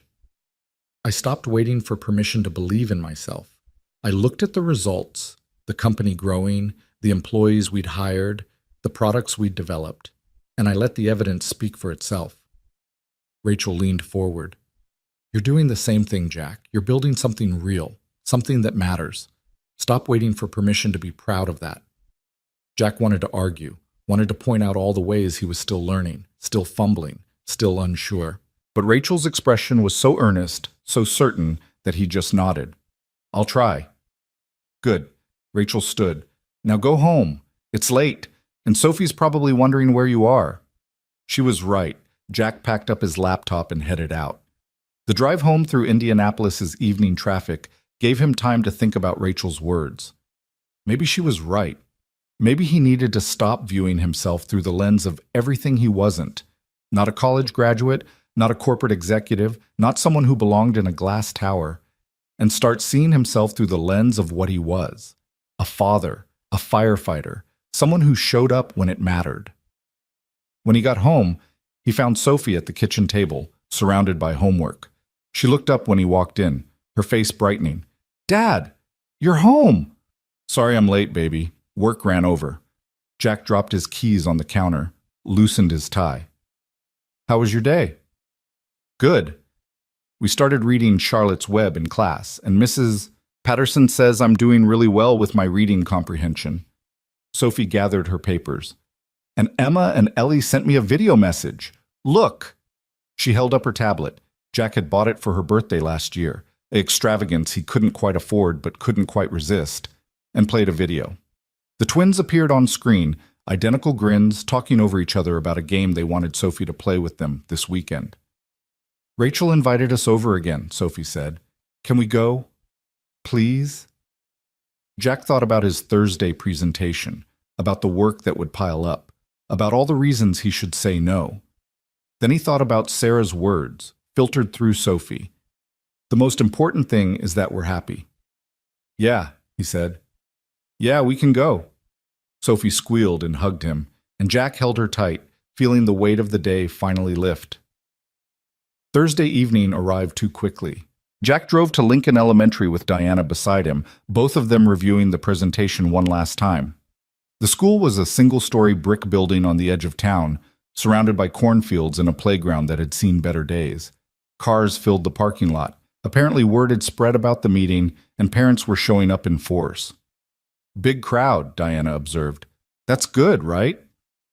"That's terrifying," Jack corrected, but he smiled to show he was joking. Mostly joking. They set up in the cafeteria, rows of folding chairs facing a projector screen, the smell of institutional food lingering in the air. Superintendent Wallace met them at the door, looking anxious. "We've got about 90 parents coming," she said. "The school board is here too in the back row, And fair warning, Mr. Turner, there are some vocal critics in the crowd, parents who think this is government overreach or unnecessary fear-mongering. Noted. Jack straightened his tie, feeling the weight of expectation settle on his shoulders. We'll handle it. The cafeteria filled quickly. Jack recognized the type. Working families, farmers, small business owners, people who loved their kids fiercely and didn't trust outsiders telling them what to do. This would be a tough crowd. Superintendent Wallace called the meeting to order, gave a brief introduction, and then turned it over to Jack. He stepped to the front of the room, feeling 90 pairs of eyes on him, and took a breath. "My name is Jack Turner," he began. 3 months ago, I pulled 15 children off a burning school bus. Some of you probably saw it on the news. What you didn't see was the 90 seconds before I got there. 90 seconds when those kids were trapped because the adults around them didn't know what to do. He had their attention. The room had gone completely quiet. "I'm not here to scare you," Jack continued. "And I'm not here to sell you something you don't need. I'm here because I'm a father, just like many of you. My daughter is 8 years old. Her name is Sophie. And every morning when I drop her at school, I trust that the people taking care of her know how to keep her safe. Not just on a normal day, on the worst day." He clicked to the first slide, a photo of a school bus, not burning, but normal, full of kids on their way home. This is what we all see every day. Safe, routine, nothing to worry about. But inside every routine is the potential for crisis. A medical emergency, a fire, an accident. And when that crisis happens, we have two choices. We can hope the adults in charge will figure it out in the moment, or we can make sure they're trained before the moment ever arrives. Jack walked them through the basics, what the training covered, how it worked, why it mattered. He showed statistics on school emergencies, response times in rural areas, outcomes with and without trained staff.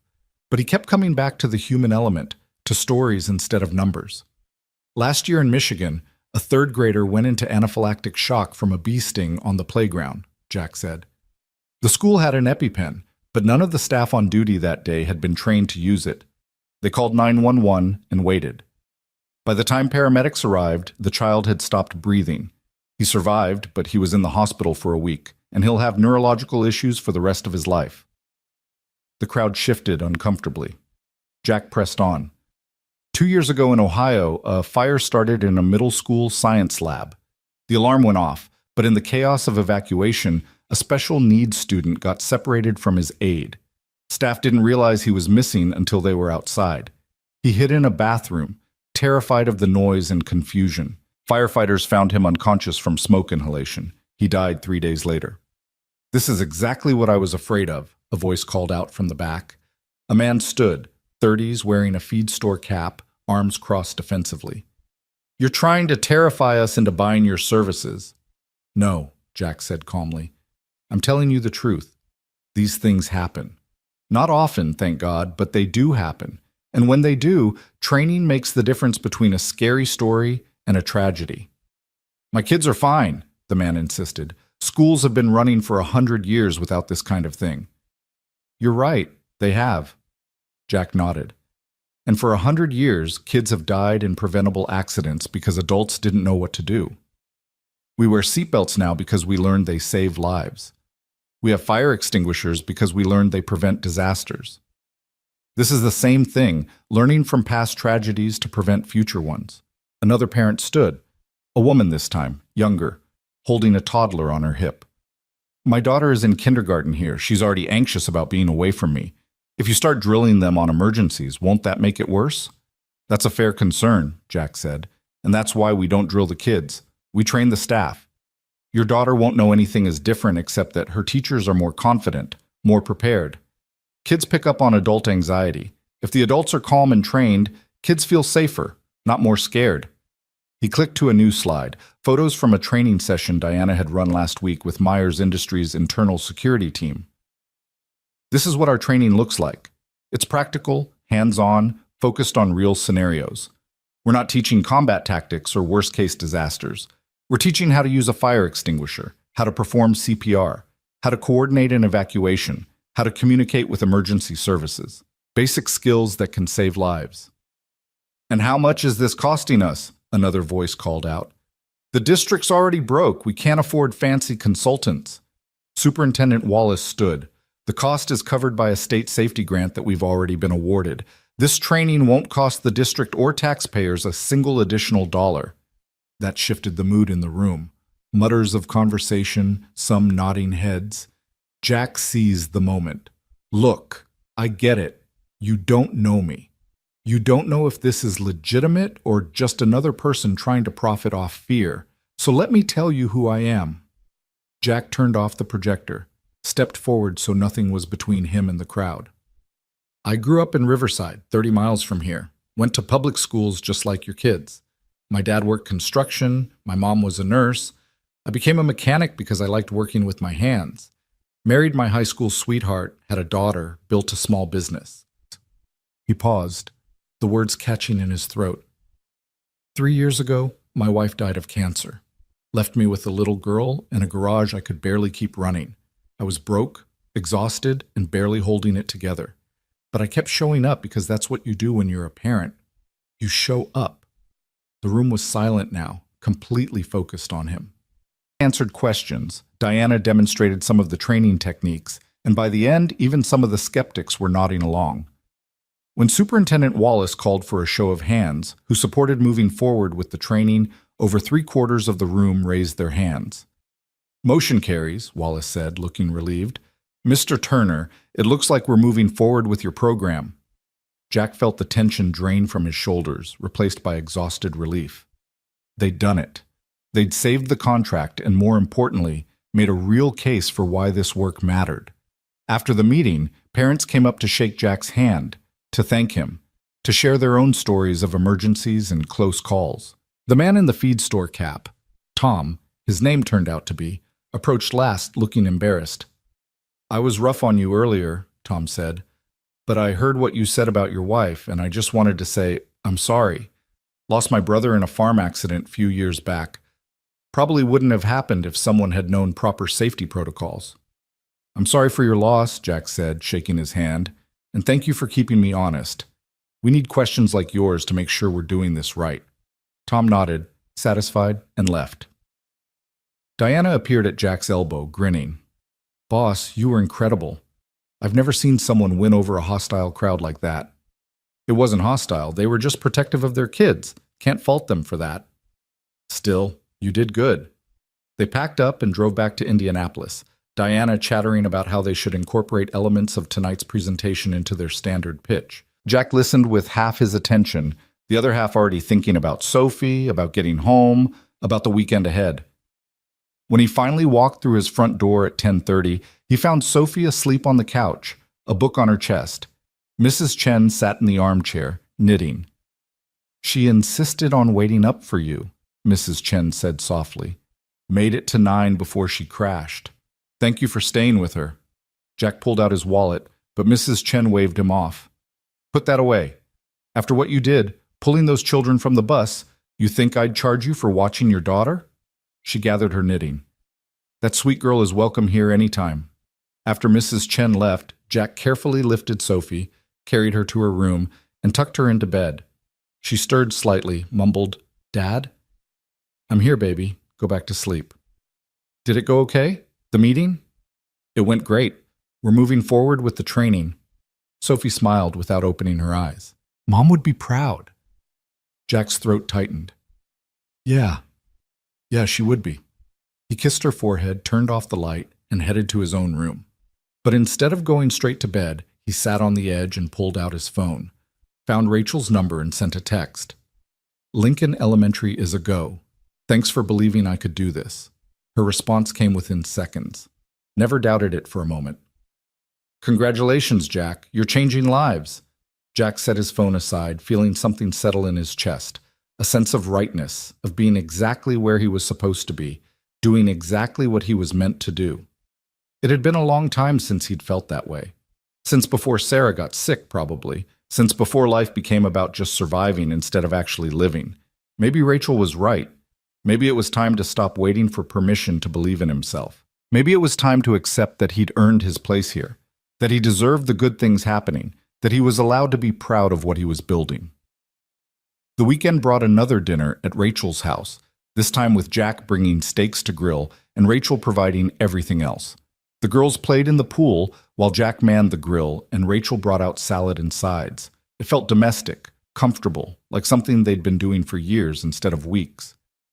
"Sophie's been asking if we can get a pool," Jack said, flipping a steak. "I told her maybe someday when we have a yard bigger than a postage stamp." "You're still in the rental?" Rachel handed him a beer. "Jack, with your salary, you could buy a house, a nice one."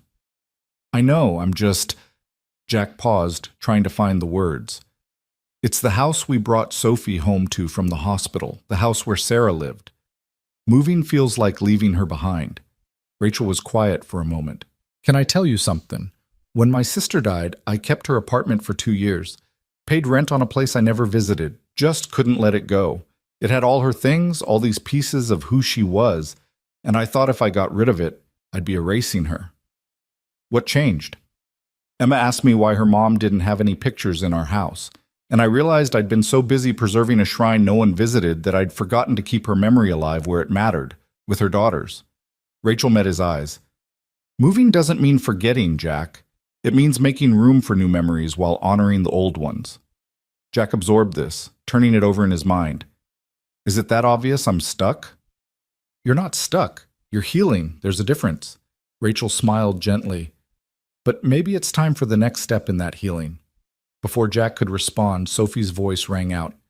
"Dad, come swim with us." "I didn't bring—" Jack started. "Pool house has spare suits in every size," Rachel interrupted. "Go, have fun. The steaks can wait." So Jack found himself in borrowed swim trunks, jumping into the pool with 4 shrieking girls, playing Marco Polo and having chicken fights, and forgetting, for a little while, about everything except the simple joy of being present. Sophie rode on his shoulders, laughing harder than he'd heard her laugh in months, and when he caught Rachel's eye across the pool, she was smiling at him with an expression he couldn't quite read, but that made something warm bloom in his chest.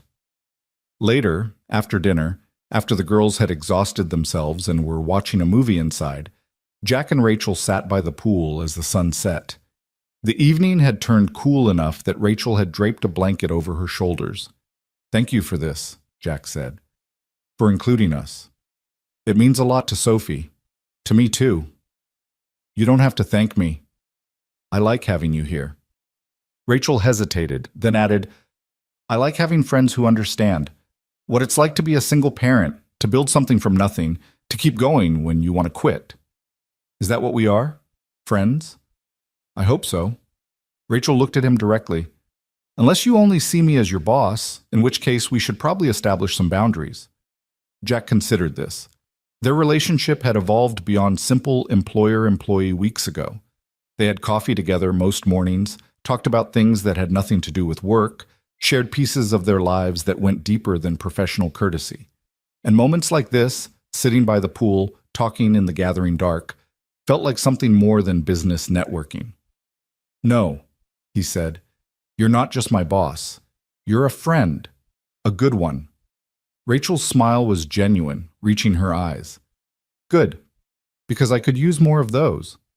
They sat in comfortable silence, watching the last light fade from the sky. Jack thought about what Rachel had said earlier about moving, about making room for new memories. Maybe she was right. Maybe it was time to stop clinging to a house that held as much pain as it did love. Maybe it was time to build something new. "I think I'm going to start looking at houses," he said suddenly. "Nothing huge, but something with a yard. Maybe room for that dog Sophie keeps asking about." Rachel turned to him, eyebrows raised. "Yeah? Yeah, you're right. Moving doesn't mean forgetting, and Sophie deserves a fresh start. Hell, maybe I do too. I know a good realtor. I'll send you her information." "Of course you do," Jack said, but he was smiling. The following weeks blurred together in the best way possible. Jack's division continued to grow. They landed 2 more school districts and started preliminary talks with a hospital network about staff training. Diana hired 2 additional trainers, both former first responders with teaching experience. The office that had felt too big 3 months ago now felt almost cramped with activity and purpose. Jack started house hunting, and to his surprise, Sophie embraced it enthusiastically. They looked at places every weekend, Sophie taking notes in a little notebook about which ones had the best yards, which ones had big enough kitchens, which ones felt like home. Rachel's realtor was patient with them, never pushy, understanding that this was about more than square footage and school districts. They found it on a Saturday in early November, a 3-bedroom craftsman on the edge of town, with a fenced yard and an oak tree perfect for a tire swing. It needed work. The kitchen was outdated, the bathroom needed updating, but the bones were solid and the price was right. Sophie walked through it once, climbed the stairs to what would be her room, looked out the window at the yard and turned to Jack with shining eyes. "This one, Dad. This is the one." Jack felt it too.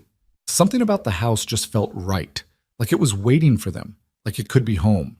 He made an offer that afternoon. It was accepted 2 days later. "We're really doing this," Jack said to Sophie that night as they celebrated with pizza. "We're moving."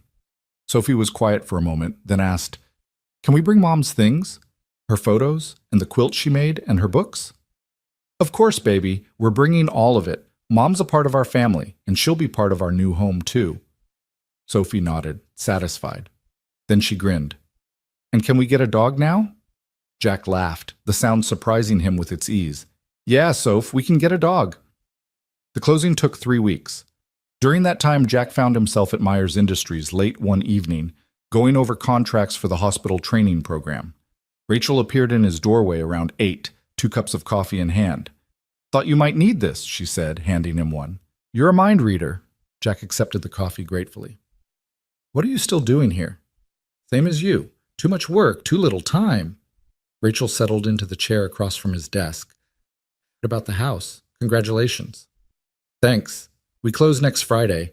Sophie's already planning where every piece of furniture is going." "That's wonderful, Jack, really." Rachel paused, seemed to be considering something. "Can I ask you something personal?" "Sure." "Are you happy?" "I know that's a loaded question, but I mean, here, with the job, with everything, are you happy?" Jack thought about it honestly. 3 months ago, he'd been barely surviving, held together by duct tape and stubbornness. Now he had a job he was good at, work that mattered, financial security for the first time in years, and a future that held possibility instead of just obligation. "Yeah," he said, surprised by how true it felt. "Yeah, I think I am. Or getting there, anyway." Rachel's smile was warm, almost proud. "Good. You deserve it. So do you. Are you? Happy?" "Getting there," Rachel echoed his words back. "For a long time after my divorce, after taking in the girls, I felt like I was just managing crises, building the company, raising kids, trying not to fall apart. But lately," she paused, choosing her words carefully. "Lately, it feels like I'm actually living again instead of just surviving. And I think you're part of that." "Me?" "You and Sophie, having you in our lives, watching the girls become friends, building this division together." Rachel met his eyes. "It's reminded me that good people exist, that kindness matters, that it's possible to start over and build something real." The moment stretched between them, charged with something Jack couldn't quite name. Not romance, neither of them was ready for that, might never be ready. But connection, understanding, the recognition of 2 people who'd been through hell and found each other on the other side. "Thank you," Jack said quietly, "for taking a chance on me, for seeing something in me that I didn't see in myself. Thank you for proving me right." Rachel stood, and the moment passed into something easier, lighter. "Now go home. It's late, and Sophie's probably wondering where you are." Jack packed up, said goodnight, and headed home through the dark city streets. And as he drove, he thought about the past 3 months, about how much had changed, about the life he was building piece by piece from the rubble of what he'd lost. Sarah would be proud, he thought, of the job, of the house, of the way he was raising Sophie, of the fact that he hadn't given up, hadn't let grief consume him, had found a way to keep moving forward. And maybe, just maybe, he was starting to be proud of himself too. The moving day arrived cold and gray, the kind of November morning that threatened snow but couldn't quite commit. Jack stood in the empty living room of the rental house, the walls showing pale rectangles where pictures had hung, the floors echoing with each footstep. 3 years of his life packed into boxes, loaded into a truck that Hector had volunteered to drive. Sophie wandered through the rooms one last time, her footsteps soft, her expression thoughtful. Jack watched her from the doorway, knowing she was saying her own private goodbyes. This was the only home she really remembered, the house where her mother had read her bedtime stories, where they'd celebrated birthdays and Christmases, where Sarah had taken her last breath in the bedroom upstairs. "You okay, baby?" Jack asked. Sophie turned to him, and Jack was struck by how much older she looked than she had just a few months ago. Not physically, she was still small for 8, but something in her eyes, in the set of her shoulders. She'd grown up in this house, but she was ready to grow beyond it. "I'm okay," she said. "It's weird, though, saying goodbye." "Yeah, it is. Do you think Mom knows that we're moving?" Jack crossed the room, knelt down so he was eye level with his daughter. "I think if she's anywhere, she knows, and I think she'd be happy for us. Excited, even. She'd probably tell us to make sure we measure before we buy furniture," Sophie said, and Jack laughed because that was exactly what Sarah would have said. Practical to the end, his wife, always thinking 3 steps ahead. "Come on," Jack said, standing and offering his hand. "Let's go see our new home." The Craftsman house looked even better in the gray morning light, solid and welcoming despite needing paint and repairs. The moving truck was already there, and Hector had recruited a crew from the garage, his employees now, but still Jack's friends, to help unload. Mrs. Chen had come too, armed with sandwiches and coffee, directing traffic from the front porch like a tiny general. "Your room is upstairs, second door on the right," Jack told Sophie. "Why don't you go tell the guys where to put your furniture?" Sophie took off running, full of 8-year-old energy, shouting instructions about where her bed should go and which wall needed her bookshelf. Jack followed more slowly, stopping in the doorway of what would be his room. It was bigger than the bedroom in the rental, with windows that let in real light. He could picture it furnished, lived in, becoming a space that was his instead of just the place where he slept. "Big step, boss." Hector appeared beside him, carrying a box labeled kitchen. "How you feeling?" "Terrified," Jack admitted. "And good. Mostly good." "Sarah would have loved this place," Hector said quietly. "The yard especially. She always talked about wanting a garden." Jack nodded, his throat tight. Hector had known Sarah well, had worked for Jack since before she got sick, had been at the funeral. He was one of the few people who could mention her name without Jack feeling like he was being handled with kid gloves. "I'm thinking about putting in raised beds in the spring," Jack said. "Vegetables, maybe some flowers. Sophie could help." "She'd like that." Hector clapped him on the shoulder. "Come on, these boxes aren't going to unpack themselves." They worked through the morning and into the afternoon, transforming the empty house into something that resembled a home. Furniture found its place. Boxes were opened and emptied. Sophie's room came together first, her bed with its purple comforter, her bookshelf overflowing, the drawings she'd made covering one wall. Jack's room took longer, partly because he kept getting distracted by other tasks, partly because he wasn't quite sure what he wanted it to be. Around 3 o'clock, a black SUV pulled into the driveway.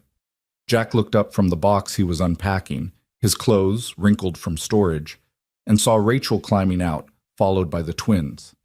All 3 of them carried packages. "We brought a housewarming gift," Rachel called, climbing the porch steps, and the girls insisted on helping. "Rachel, you didn't have to," Jack started. "I know, I wanted to." Rachel handed him one of the packages, heavy, wrapped in brown paper. "This is from all of us." Sophie appeared from inside, her face lighting up when she saw Emma and Ellie. "You came! We wanted to see your new house." Emma grabbed Sophie's hand. "Can you show us your room?" The 3 girls disappeared upstairs in a flurry of giggles and footsteps. Rachel watched them go, smiling. "They've been talking about this all week. You'd think they were the ones moving." Jack unwrapped the package, and his breath caught.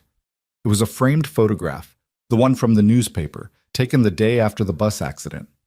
Jack in his hospital bed, Sophie beside him, both of them looking tired but alive.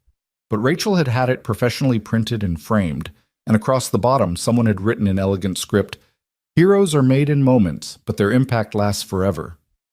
"Rachel, this is—" Jack couldn't find the words. "Too much?" Rachel's expression was uncertain. "I thought maybe you could hang it somewhere, a reminder of where this all started." "It's perfect." Jack met her eyes. Thank you. The other packages contained practical things: towels, kitchen supplies, a welcome mat with home written across it in cheerful letters. But it was the photograph Jack kept coming back to, kept looking at as the afternoon wore on. A moment captured in time, the fulcrum point where his life had pivoted from barely surviving to actually living. By evening, the moving truck was empty and most of the essential boxes were unpacked. The house looked lived in, comfortable, like it had been waiting for them all along. Mrs. Chen had left food, casseroles and pasta dishes, enough to last them the first few days. Hector and his crew had headed out, tired and satisfied. Only Rachel and the twins remained, the girls still playing upstairs with Sophie. "I should get them home," Rachel said, but she made no move to leave. She stood in Jack's living room, looking around at the space they'd created. "It looks good, Jack. Really good." "Thanks to everyone's help." Jack handed her a beer from the six-pack Hector had left behind. "I couldn't have done this without—" He gestured vaguely, encompassing the house, the job, everything. "Without you. Without all of it." Rachel accepted the beer, twisted off the cap. "You give me too much credit. You did the hard work. You gave me the opportunity. You earned it."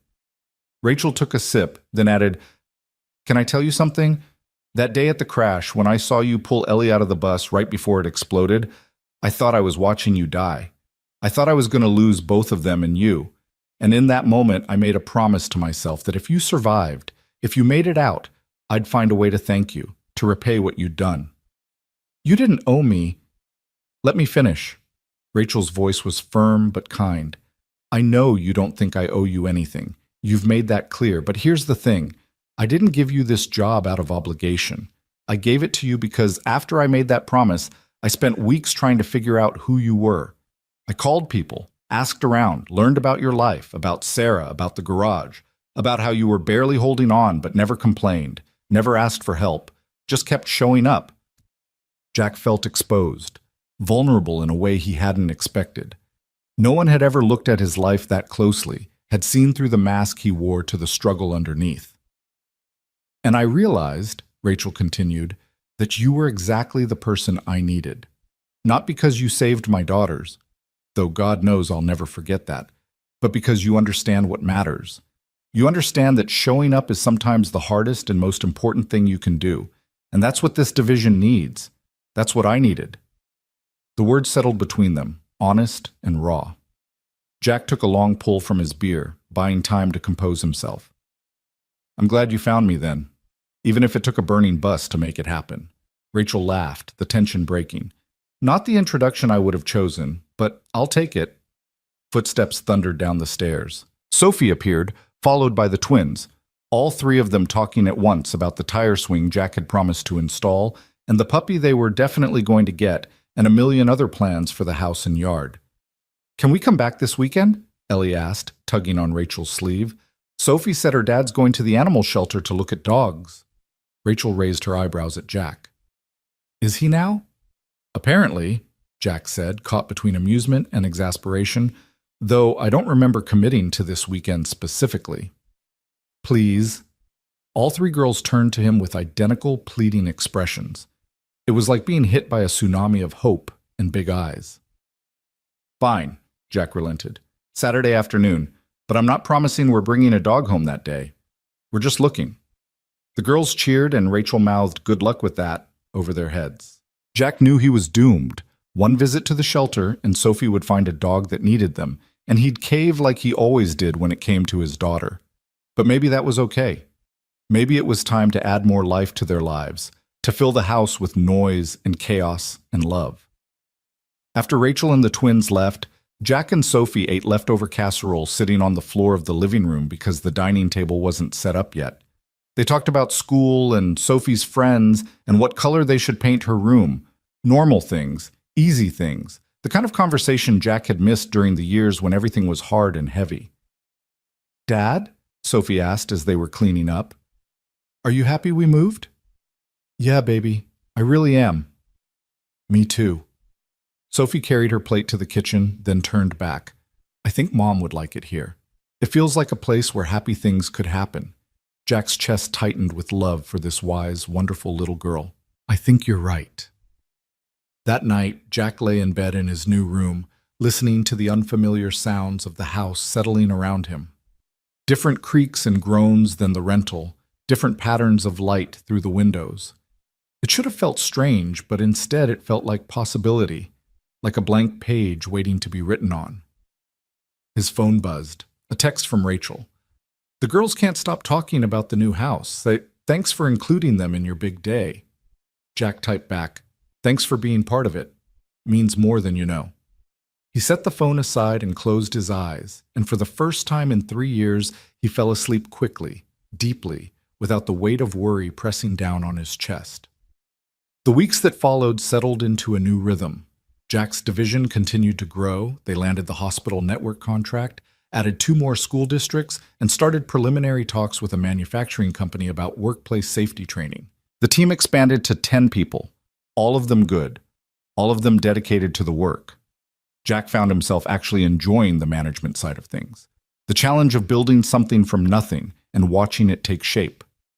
The house became home gradually, in small increments.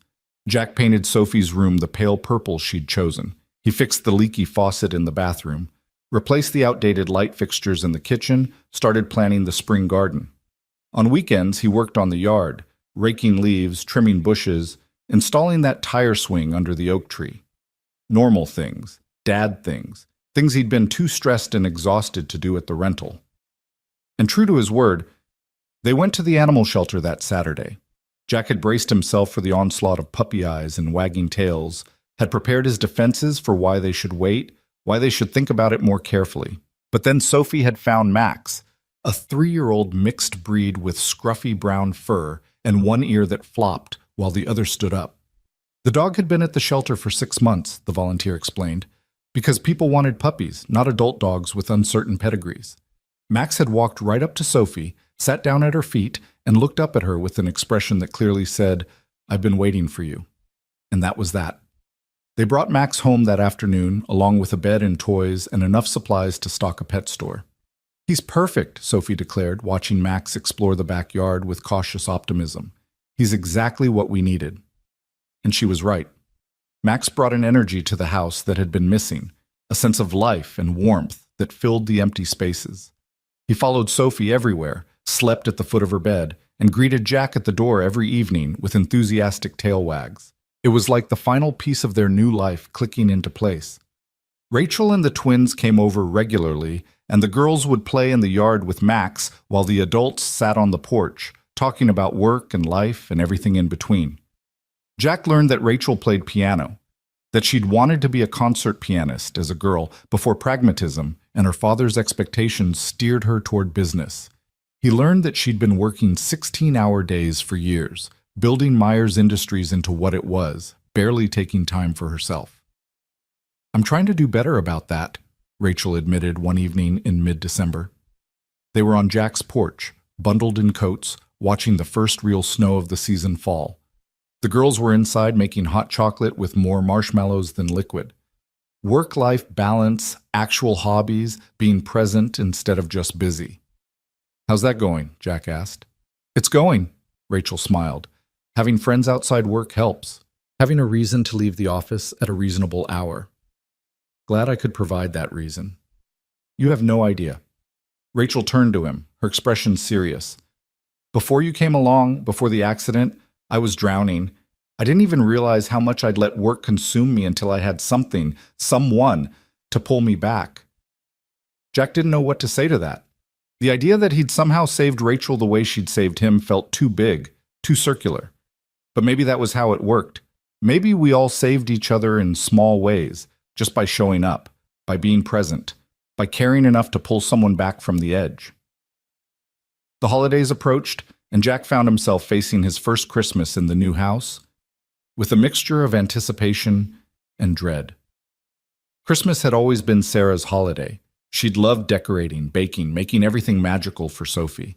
The past 3 years, Jack had gone through the motions, putting up a tree because Sophie expected it, buying presents because that's what you did. But his heart hadn't been in it. This year felt different.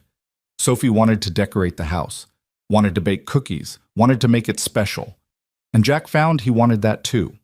wanted to create new traditions while honoring the old ones, wanted to fill the house with light and warmth and joy. "We should get a real tree this year," Sophie announced one evening at dinner. "A big one that smells like Christmas." "We always got real trees," Jack said. "I know, but the last couple years they were small, and you always looked sad when we decorated them." Sophie's voice was matter-of-fact, no accusation in it, just observation. "This year I want a tree that makes you happy." Jack reached across the table and squeezed her hand. "Any tree we pick together will make me happy." They went tree shopping the following Saturday, and somehow Rachel and the twins ended up coming along. What should have been a simple errand turned into an adventure, the girls running between trees, declaring each one perfect until they found the next one. Rachel and Jack followed behind, laughing at their enthusiasm, offering opinions that were universally ignored. Finally, they settled on a 7-foot Douglas fir that was full and green and smelled exactly like Christmas should smell. Jack tied it to the roof of his truck while the girls bounced with excitement and Rachel took photos on her phone. "Send me those," Jack said as they were loading back into their vehicles. "Already did." Rachel's smile was warm. "This was fun. We should do it again." "Tree shopping is generally a once-a-year activity," Jack pointed out. "You know what I mean." Rachel's eyes held his for a moment longer than necessary. "Spending time together. All of us. It's nice." It was nice. That was the thing Jack kept coming back to as he drove home with Sophie singing Christmas carols in the back seat and a tree strapped to his roof. This was nice. His life was nice.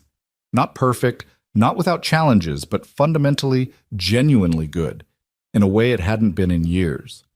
They decorated the tree that evening, and Jack pulled out the ornaments he'd carefully packed away. The ones Sarah had collected, the ones Sophie had made in preschool, the ones that told the story of their family. He hung each one carefully, and Sophie helped, and they told stories about Christmas's past and plans for Christmas's future. "This one was Mom's favorite," Sophie said, holding up a delicate glass angel. She said it reminded her of her grandmother. "Your great-grandma Rose," Jack confirmed. "She gave that to your mom on their last Christmas together." Sophie hung it on a prominent branch, stepping back to admire it. "I wish I'd known her. Great-grandma Rose. She was a lot like your mom, kind, strong, always putting others first." Jack wrapped an arm around Sophie's shoulders. "She would have loved you so much." They finished decorating, plugged in the lights, and stood back to admire their work. The tree glowed in the darkened living room, casting warm light across the walls, making the house feel magical and lived in and loved. "It's perfect," Sophie whispered. "Yeah," Jack agreed, "it really is." Work at Myers Industries ramped up as the year drew to a close. Jack's division had exceeded all projections.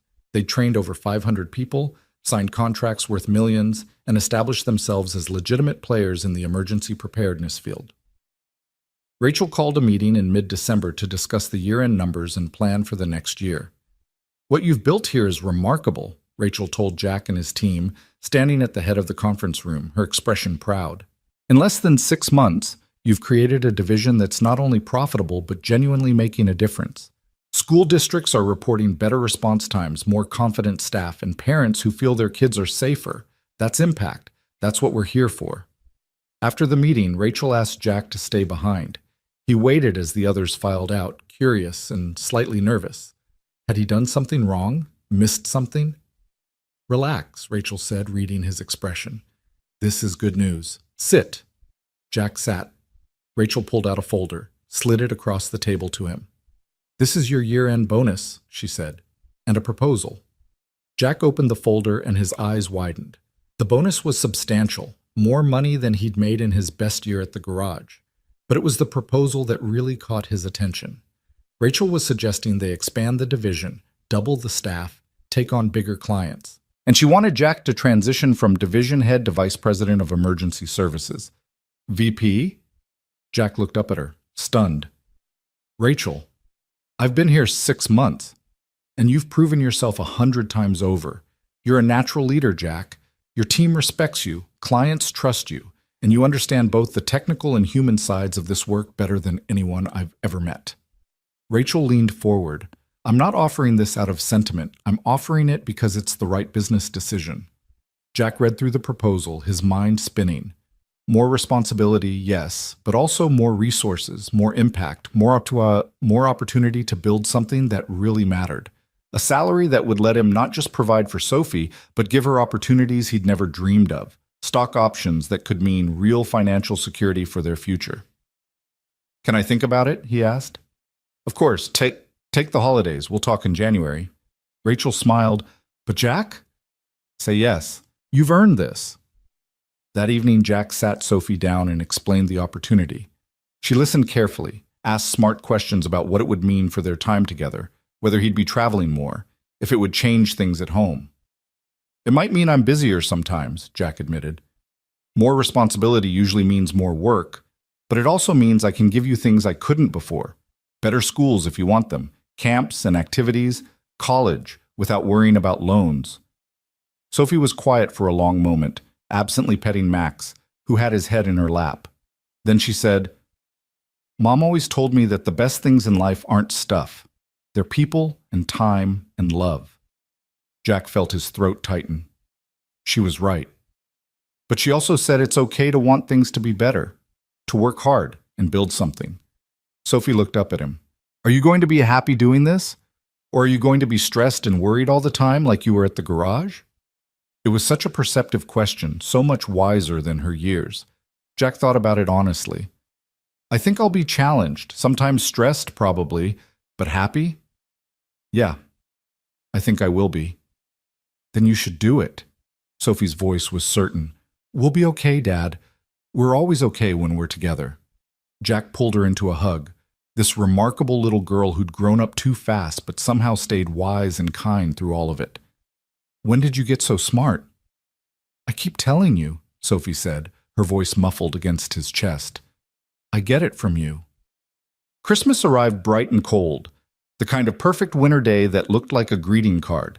Jack and Sophie woke early, made pancakes shaped like snowmen, and opened presents by the tree while Max investigated all the wrapping paper with intense curiosity. Sophie loved everything, books and art supplies and a new bike for the spring. Jack's gifts from Sophie were handmade, a clay paperweight she'd made in art class, and a card with a drawing of the three of them, Jack, Sophie, and Max, standing in front of their house under a rainbow. We're home, the caption read in Sophie's careful handwriting. Finally.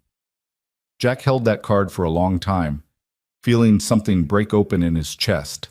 Not painful this time, but releasing. Like a door he'd kept locked was finally swinging open, letting in light. Rachel had invited them for Christmas dinner, and they arrived in the afternoon to find the Myers house transformed into a winter wonderland. Lights everywhere, decorations that must have cost a fortune, and the smell of cooking food that made Jack's mouth water. I may have gone overboard, Rachel admitted, greeting them at the door. The girls insisted on decorating every surface. It's beautiful, Jack said honestly. Our house looks like minimalists live there compared to this. That's because you have taste, and I have an unlimited budget and no restraint. Rachel laughed, taking their coats. Come in, come in. Dinner's almost ready. It was one of the best Christmases Jack could remember. The food was incredible. Rachel had hired a chef, which felt extravagant but resulted in a meal that was restaurant quality. The girls played together, showing off their presents, making plans for New Year's, and the adults sat by the fire drinking wine, talking about everything and nothing.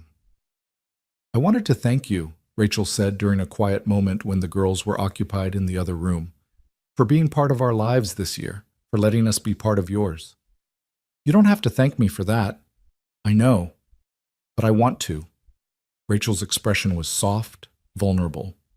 This is the first Christmas since my divorce that I felt actually happy instead of just going through the motions. Having you and Sophie here, building this friendship, it matters, Jack, more than I know how to say.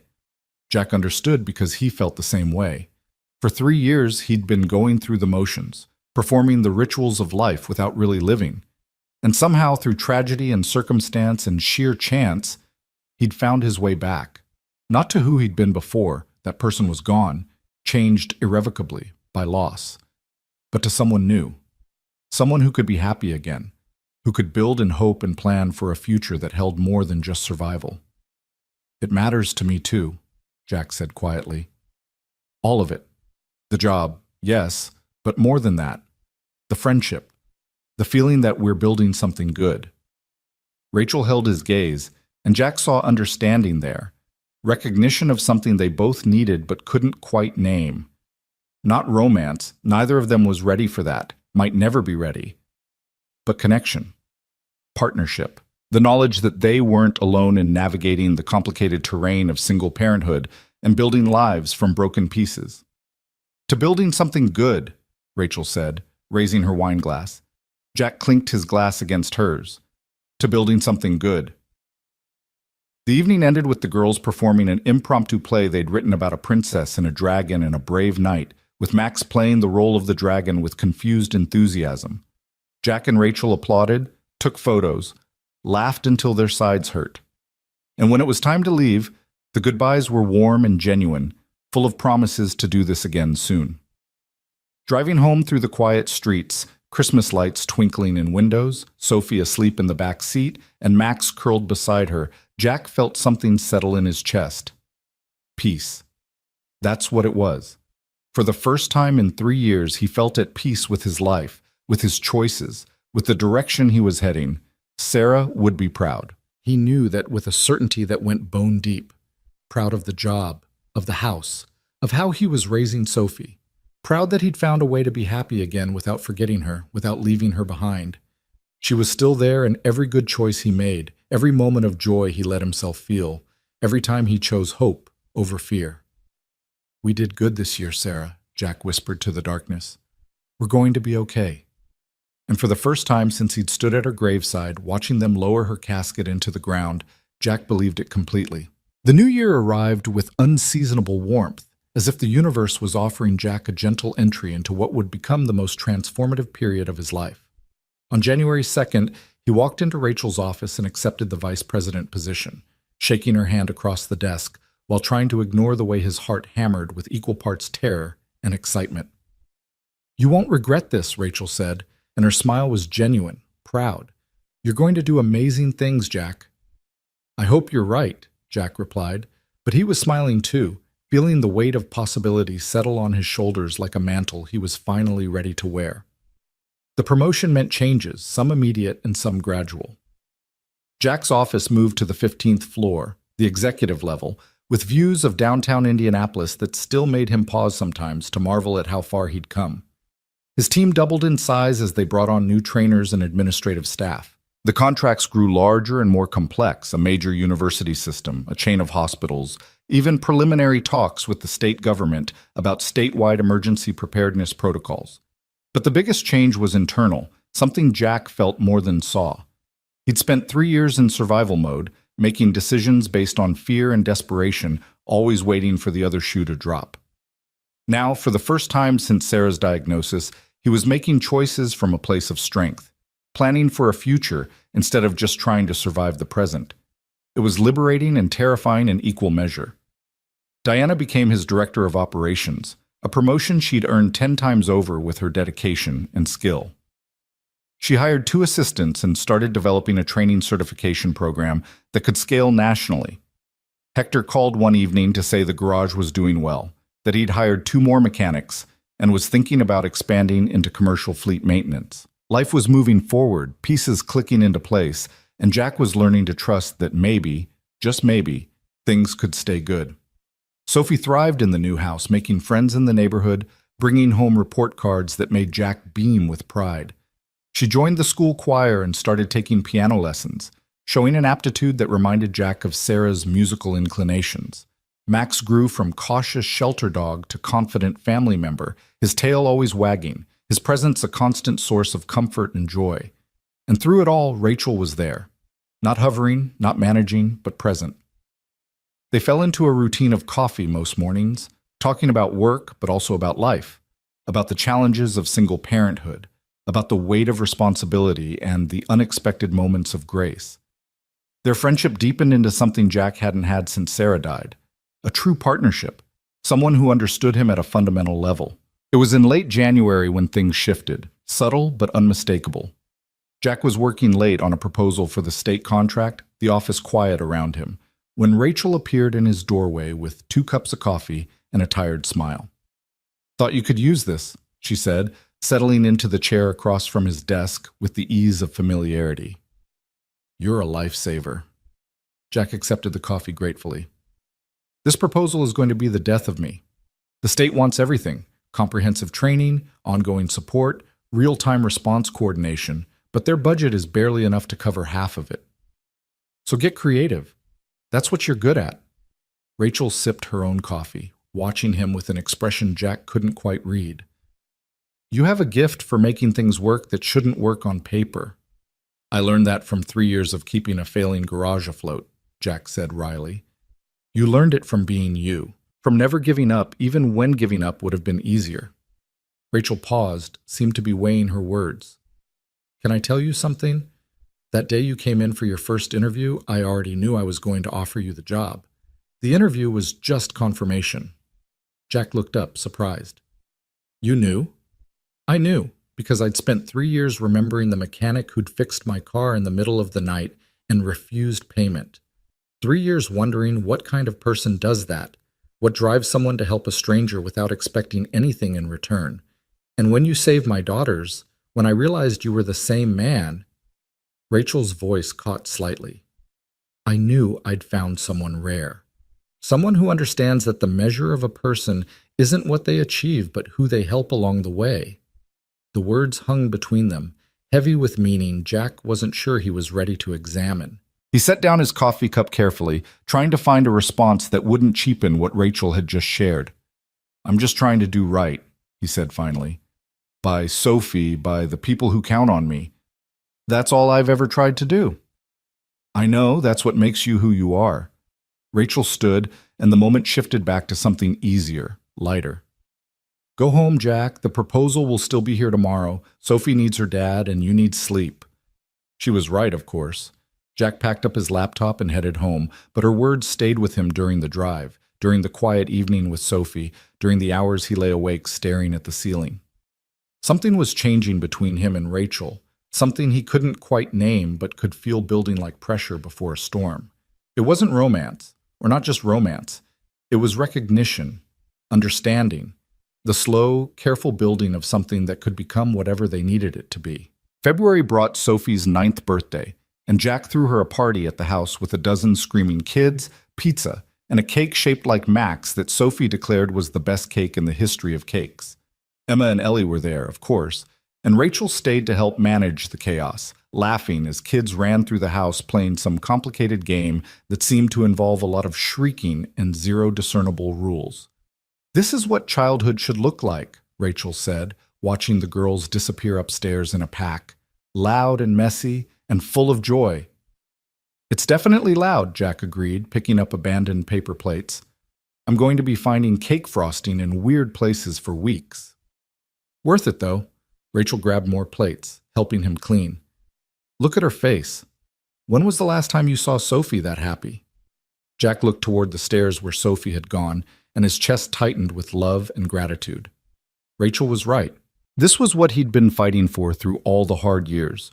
Moments like this, where his daughter could be a kid, could be carefree and joyful, and surrounded by friends who loved her. "Thank you," he said to Rachel, "for being part of this, for bringing Emma and Ellie into her life.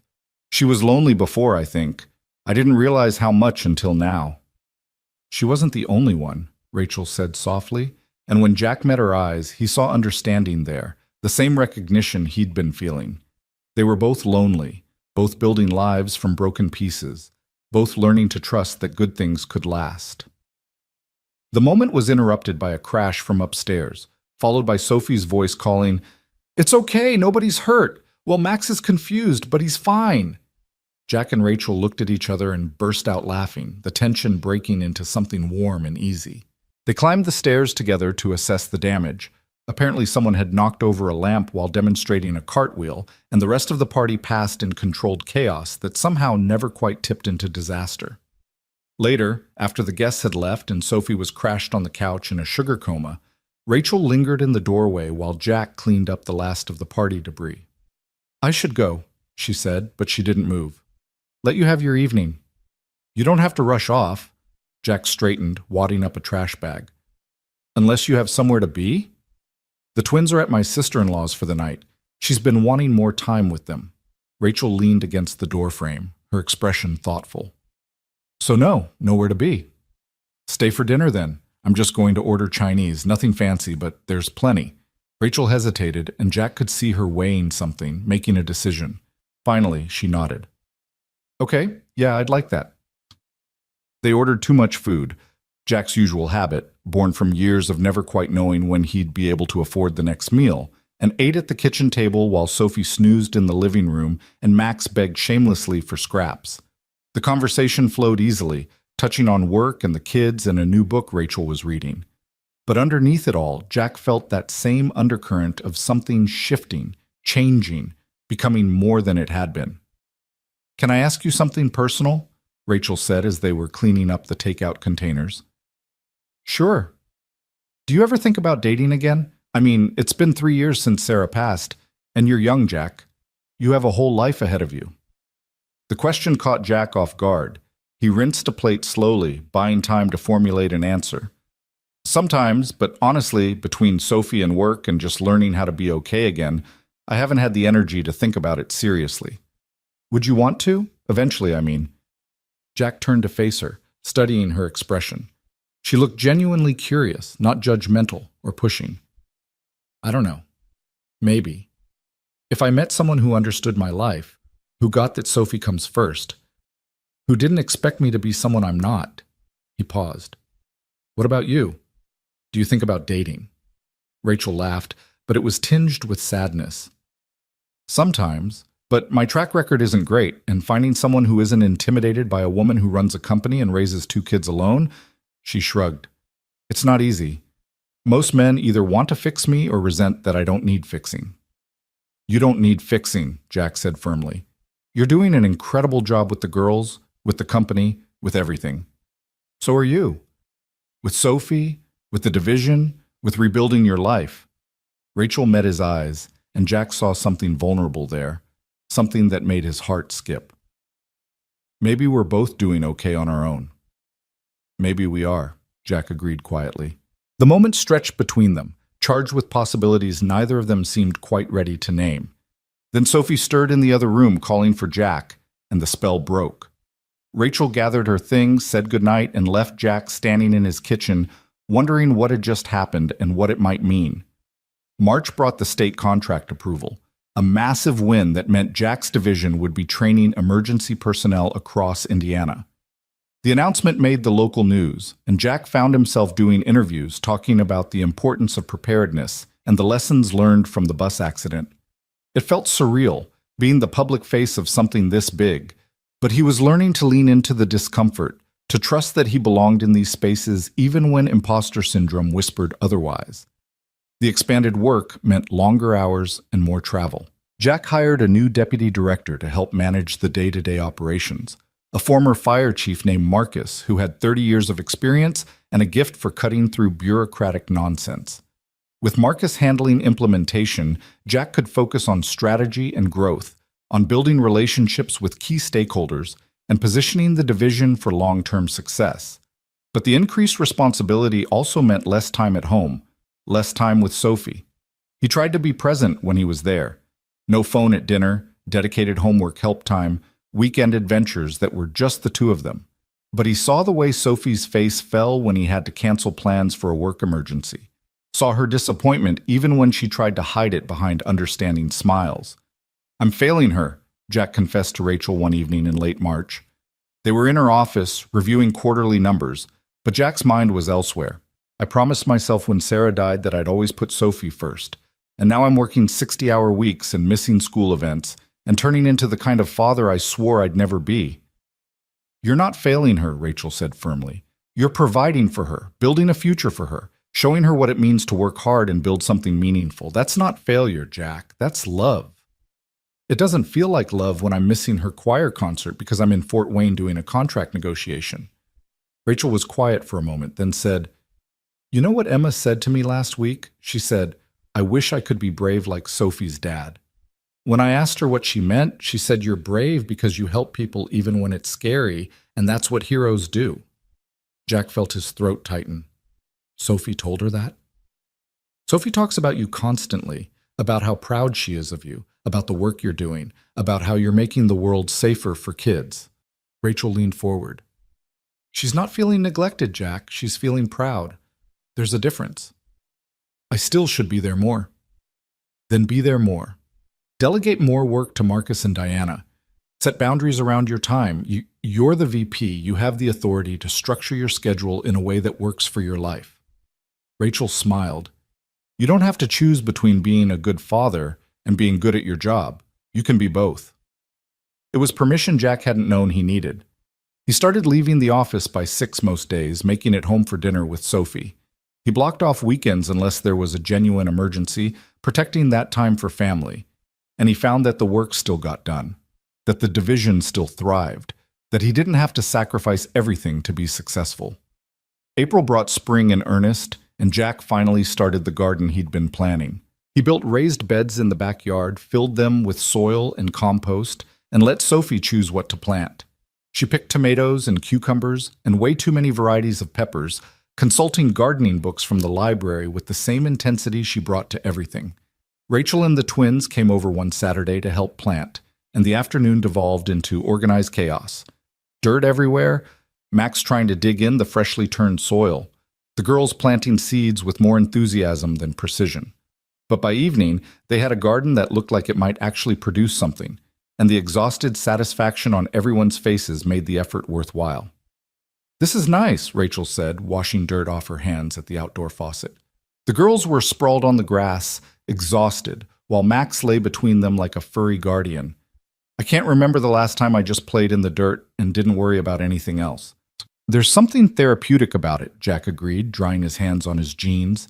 Getting your hands dirty, building something from nothing. You're good at that. Building things from nothing. Rachel's voice was soft, thoughtful. You did it with the garage, with the division, with this life you're creating for Sophie. It's impressive, Jack. I'm just doing what needs to be done. No, you're doing more than that. You're creating something beautiful out of tragedy. That's rare. Rachel looked at him directly, and Jack saw something in her expression that made his breath catch. You're rare. Before Jack could respond, Sophie called out that she was starving, and the moment passed. They ordered pizza, again, always pizza with kids around, and ate on the back porch while the sun set and the first stars appeared. It felt like family, Jack thought, like the life he'd lost and thought he'd never have again, rebuilt in a different configuration, but no less real. May brought Sophie's end-of-year school recital, the one Jack had missed last year because of the bus accident. He made sure to block out the entire evening weeks in advance, arriving early to get a good seat, his phone silenced in his pocket. Sophie performed Clair de Lune on the piano, her small fingers moving across the keys with a grace that reminded Jack so much of Sarah that his eyes stung. When she finished, the applause was thunderous, but Jack's was loudest. He caught Sophie's eye across the auditorium, and her face lit up with pride and joy. That look was worth everything, every long hour, every sacrifice, every moment of doubt. This was why he'd fought so hard to build a life worth living.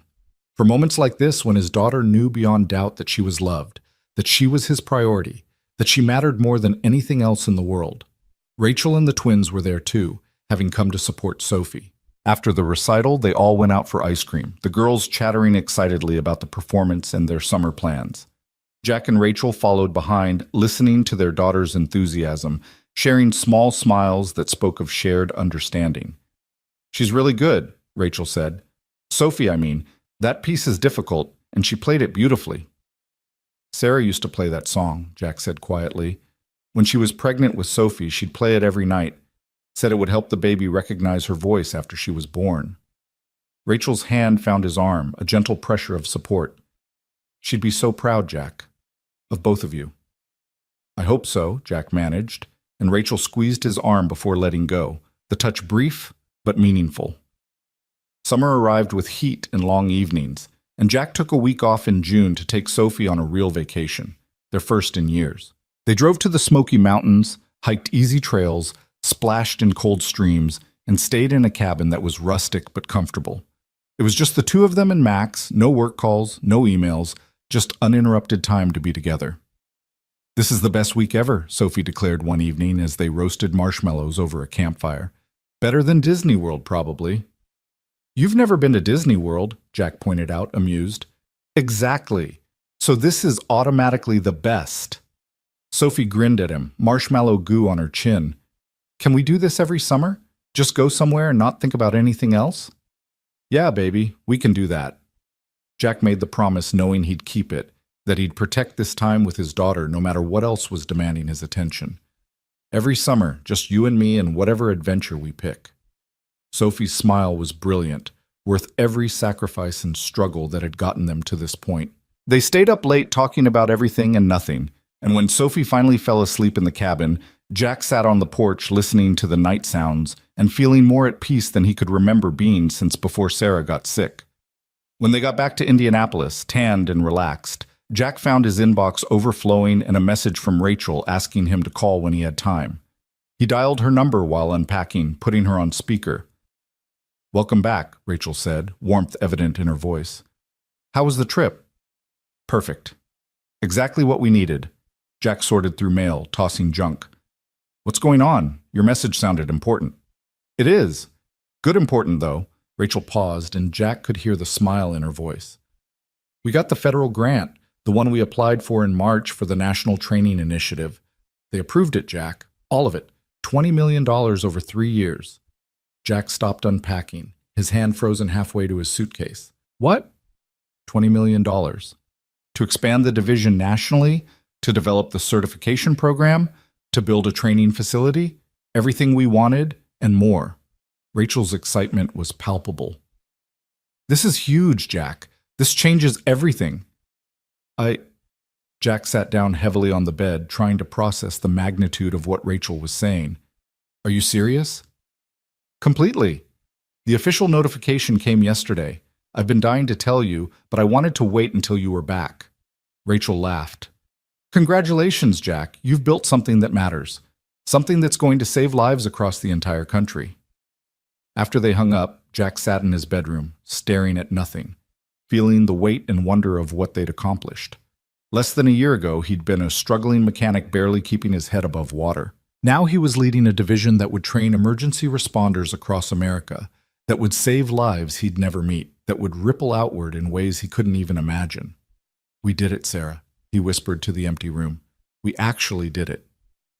The federal grant meant enormous changes. Jack's team expanded to 50 people, spread across 3 states. They broke ground on a training facility in August, a state-of-the-art campus that would house classrooms, simulation labs, and residential space for trainees. The ribbon-cutting ceremony made national news, with Jack standing next to Rachel and the governor, trying not to feel like an imposter among people who seemed so much more qualified to be there. But he was learning to own his accomplishments, to accept that he'd earned his place through hard work and dedication and a willingness to keep showing up even when he felt inadequate. He was learning that being a leader meant trusting his instincts, delegating to capable people, and focusing on vision rather than getting lost in details. He was learning that he was enough, exactly as he was. September brought Sophie's first day of 4th grade, and Jack took the morning off to drive her to school. She'd grown over the summer, shot up 2 inches, and looked simultaneously young and impossibly mature in her new school clothes. They pulled up to Riverside Academy, and Sophie gathered her backpack, took a deep breath. "You ready for this?" Jack asked. "Ready as I'll ever be." Sophie turned to him, her green eyes serious. "Dad, I'm really proud of you for everything you've done this year, for not giving up." Jack felt his eyes sting.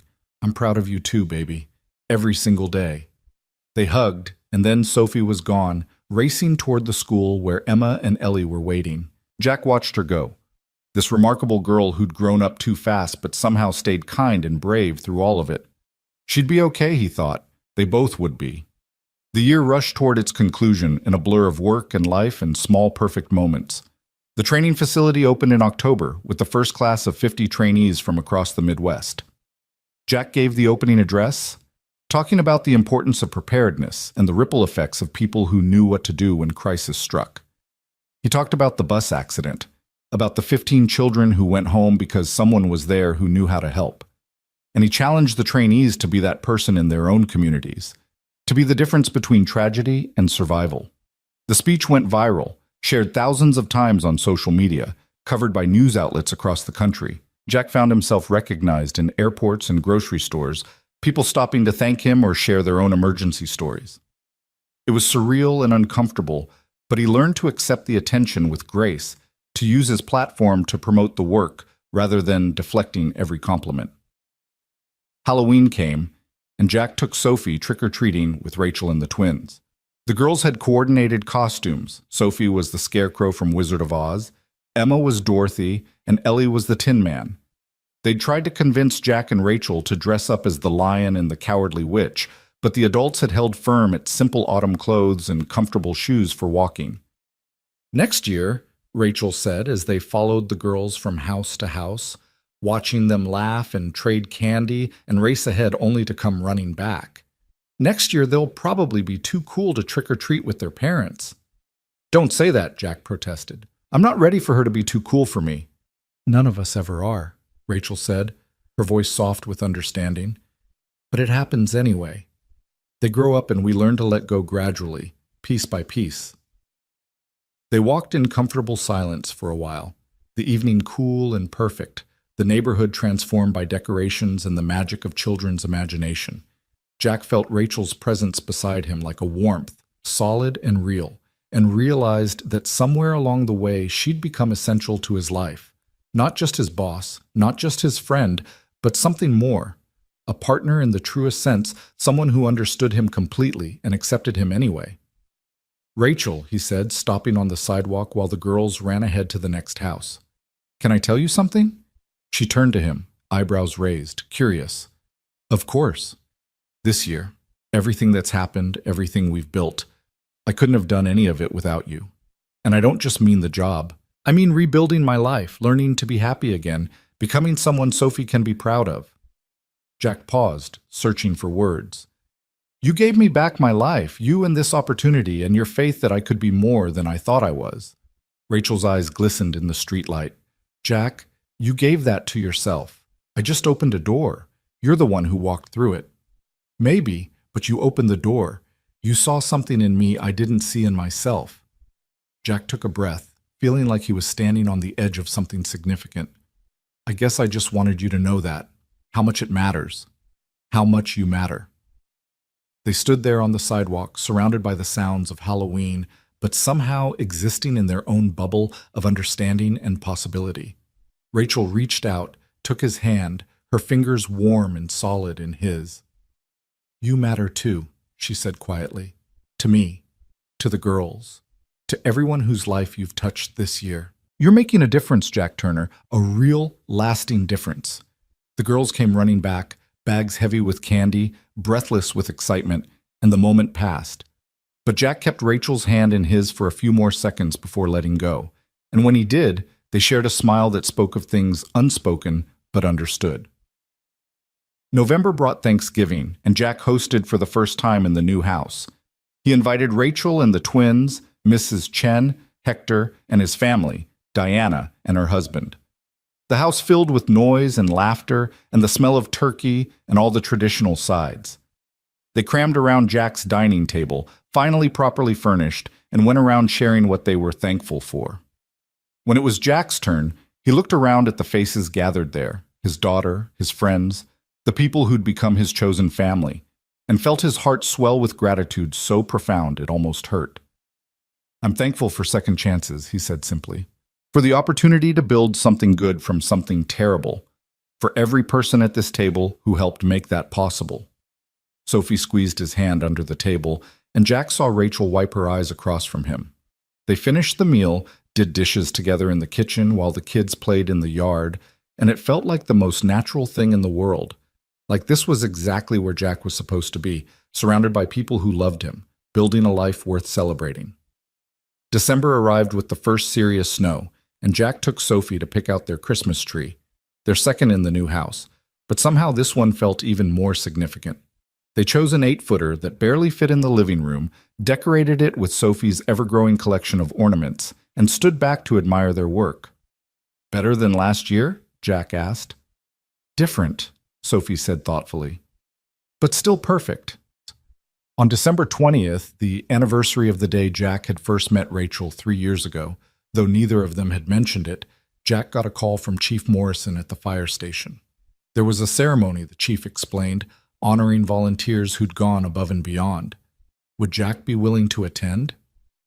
Jack showed up at the station that evening in his suit, expecting maybe a handshake and a certificate.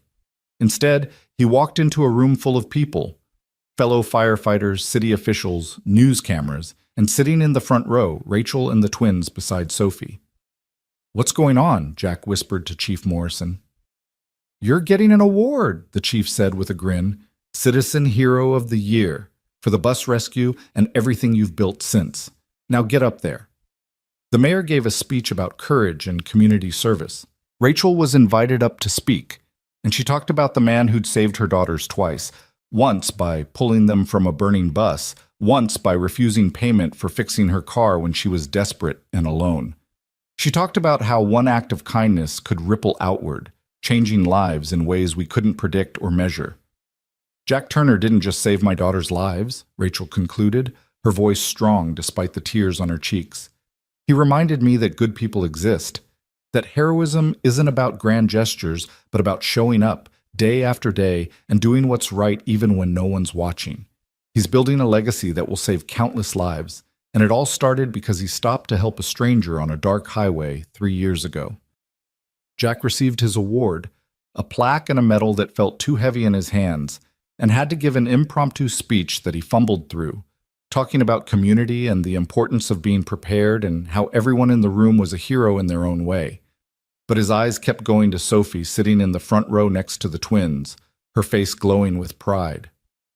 Afterward, people lined up to shake his hand, to take photos, to tell him their own stories. It was overwhelming and humbling and made Jack realize just how far he'd come from that morning a year ago when he'd jumped into a burning bus without thinking. Rachel found him as the crowd was thinning, the twins chattering with Sophie about going out for celebratory ice cream. "You were amazing up there," she said. "I was terrified up there," Jack corrected. "But thank you for the speech, for being here, for all of it. Where else would I be?"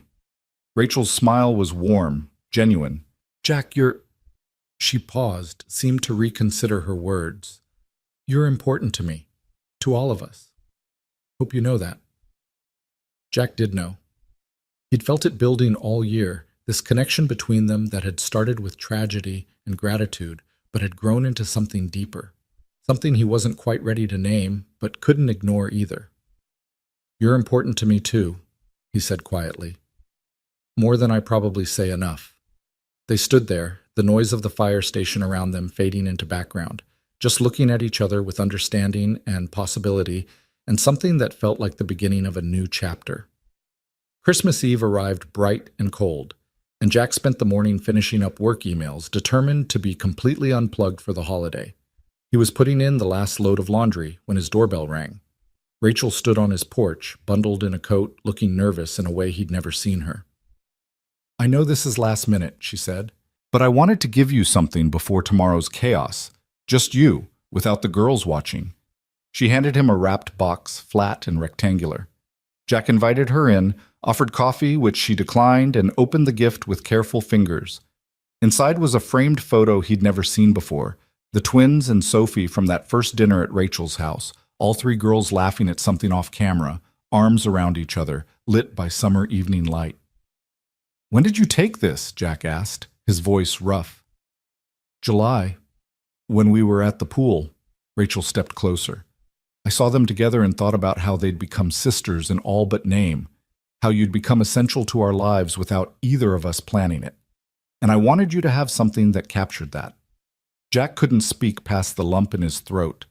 He set the photo down carefully and pulled Rachel into a hug, feeling her arms come around him in return, solid and warm and right. "Thank you," he managed, "for this, for everything, for being part of our lives." "Thank you for being part of ours," Rachel said against his shoulder. When she pulled back, her eyes were bright with emotion. "Jack, I need to tell you something." "Okay. I'm grateful for what you did, for saving the girls, for the bus, all of it. But that's not why I'm here. That's not why you matter to me."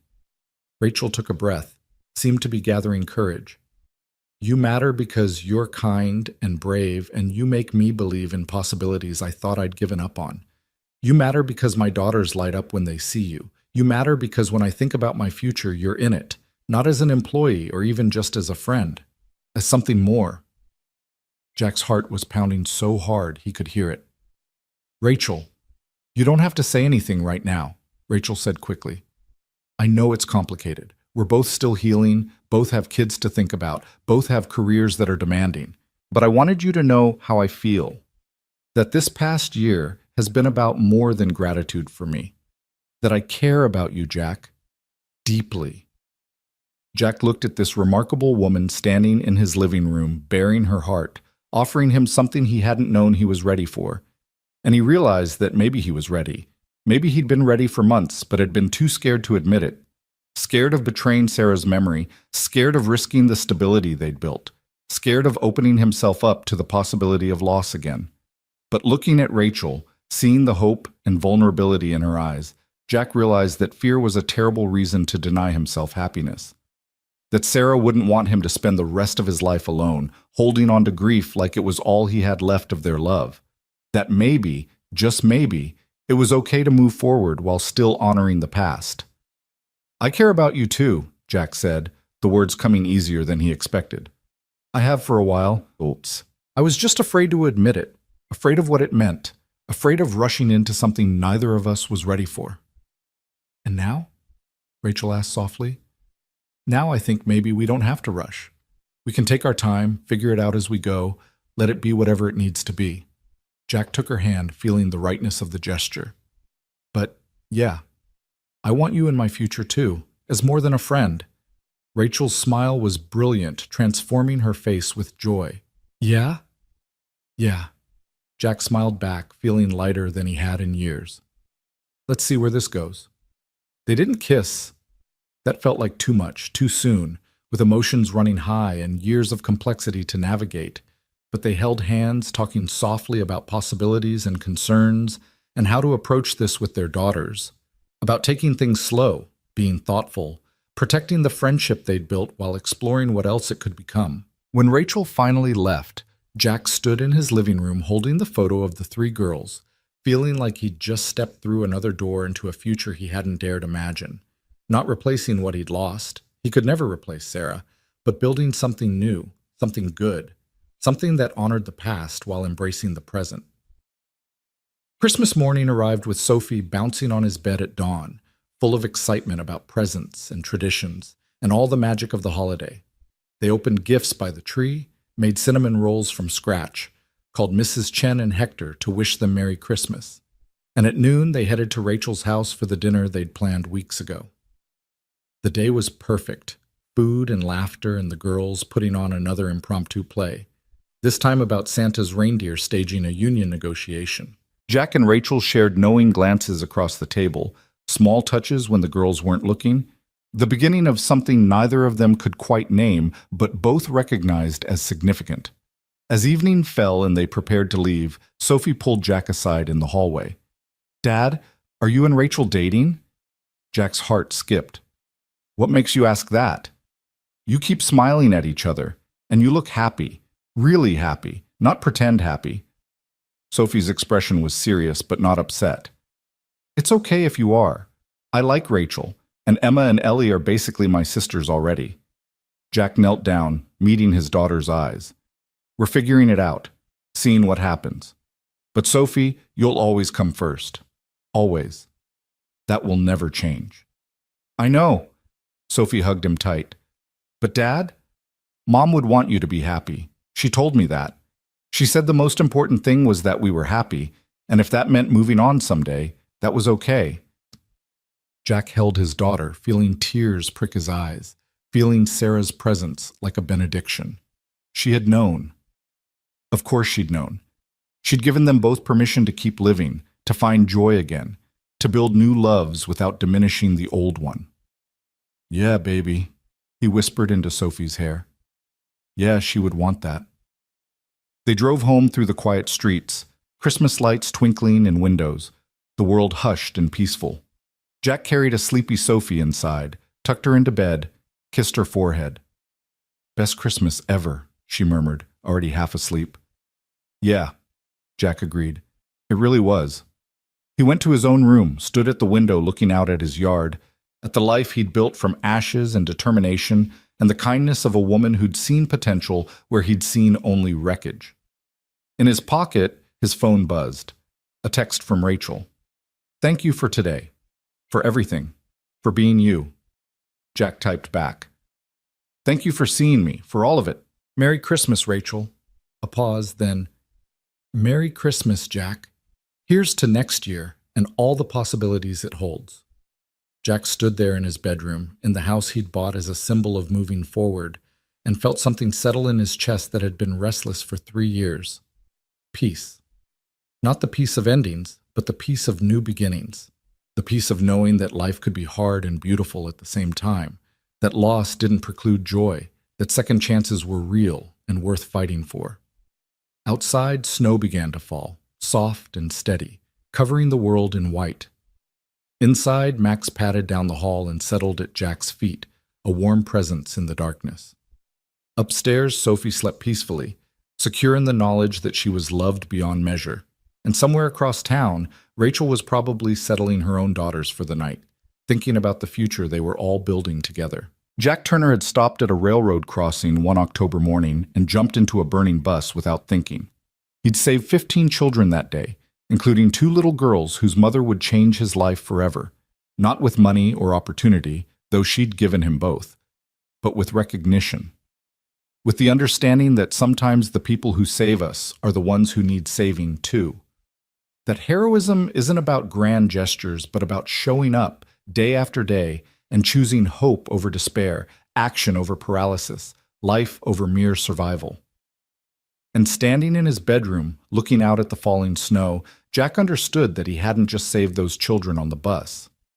In saving them, in accepting Rachel's offer, in rebuilding his life piece by careful piece, he'd saved himself.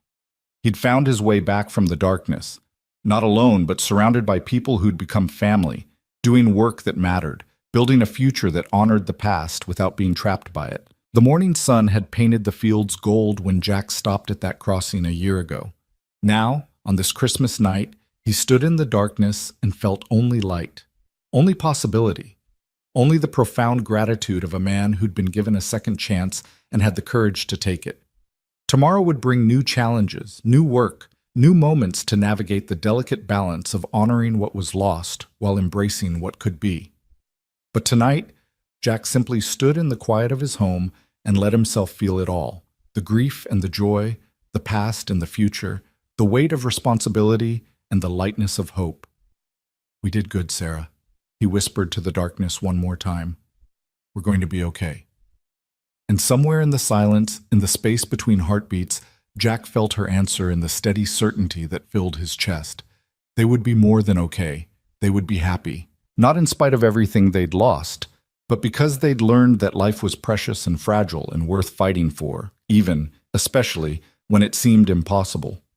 The snow continued to fall, soft and eternal, and Jack Turner stood in his home surrounded by love, looking toward a future bright with possibility, ready for whatever came next.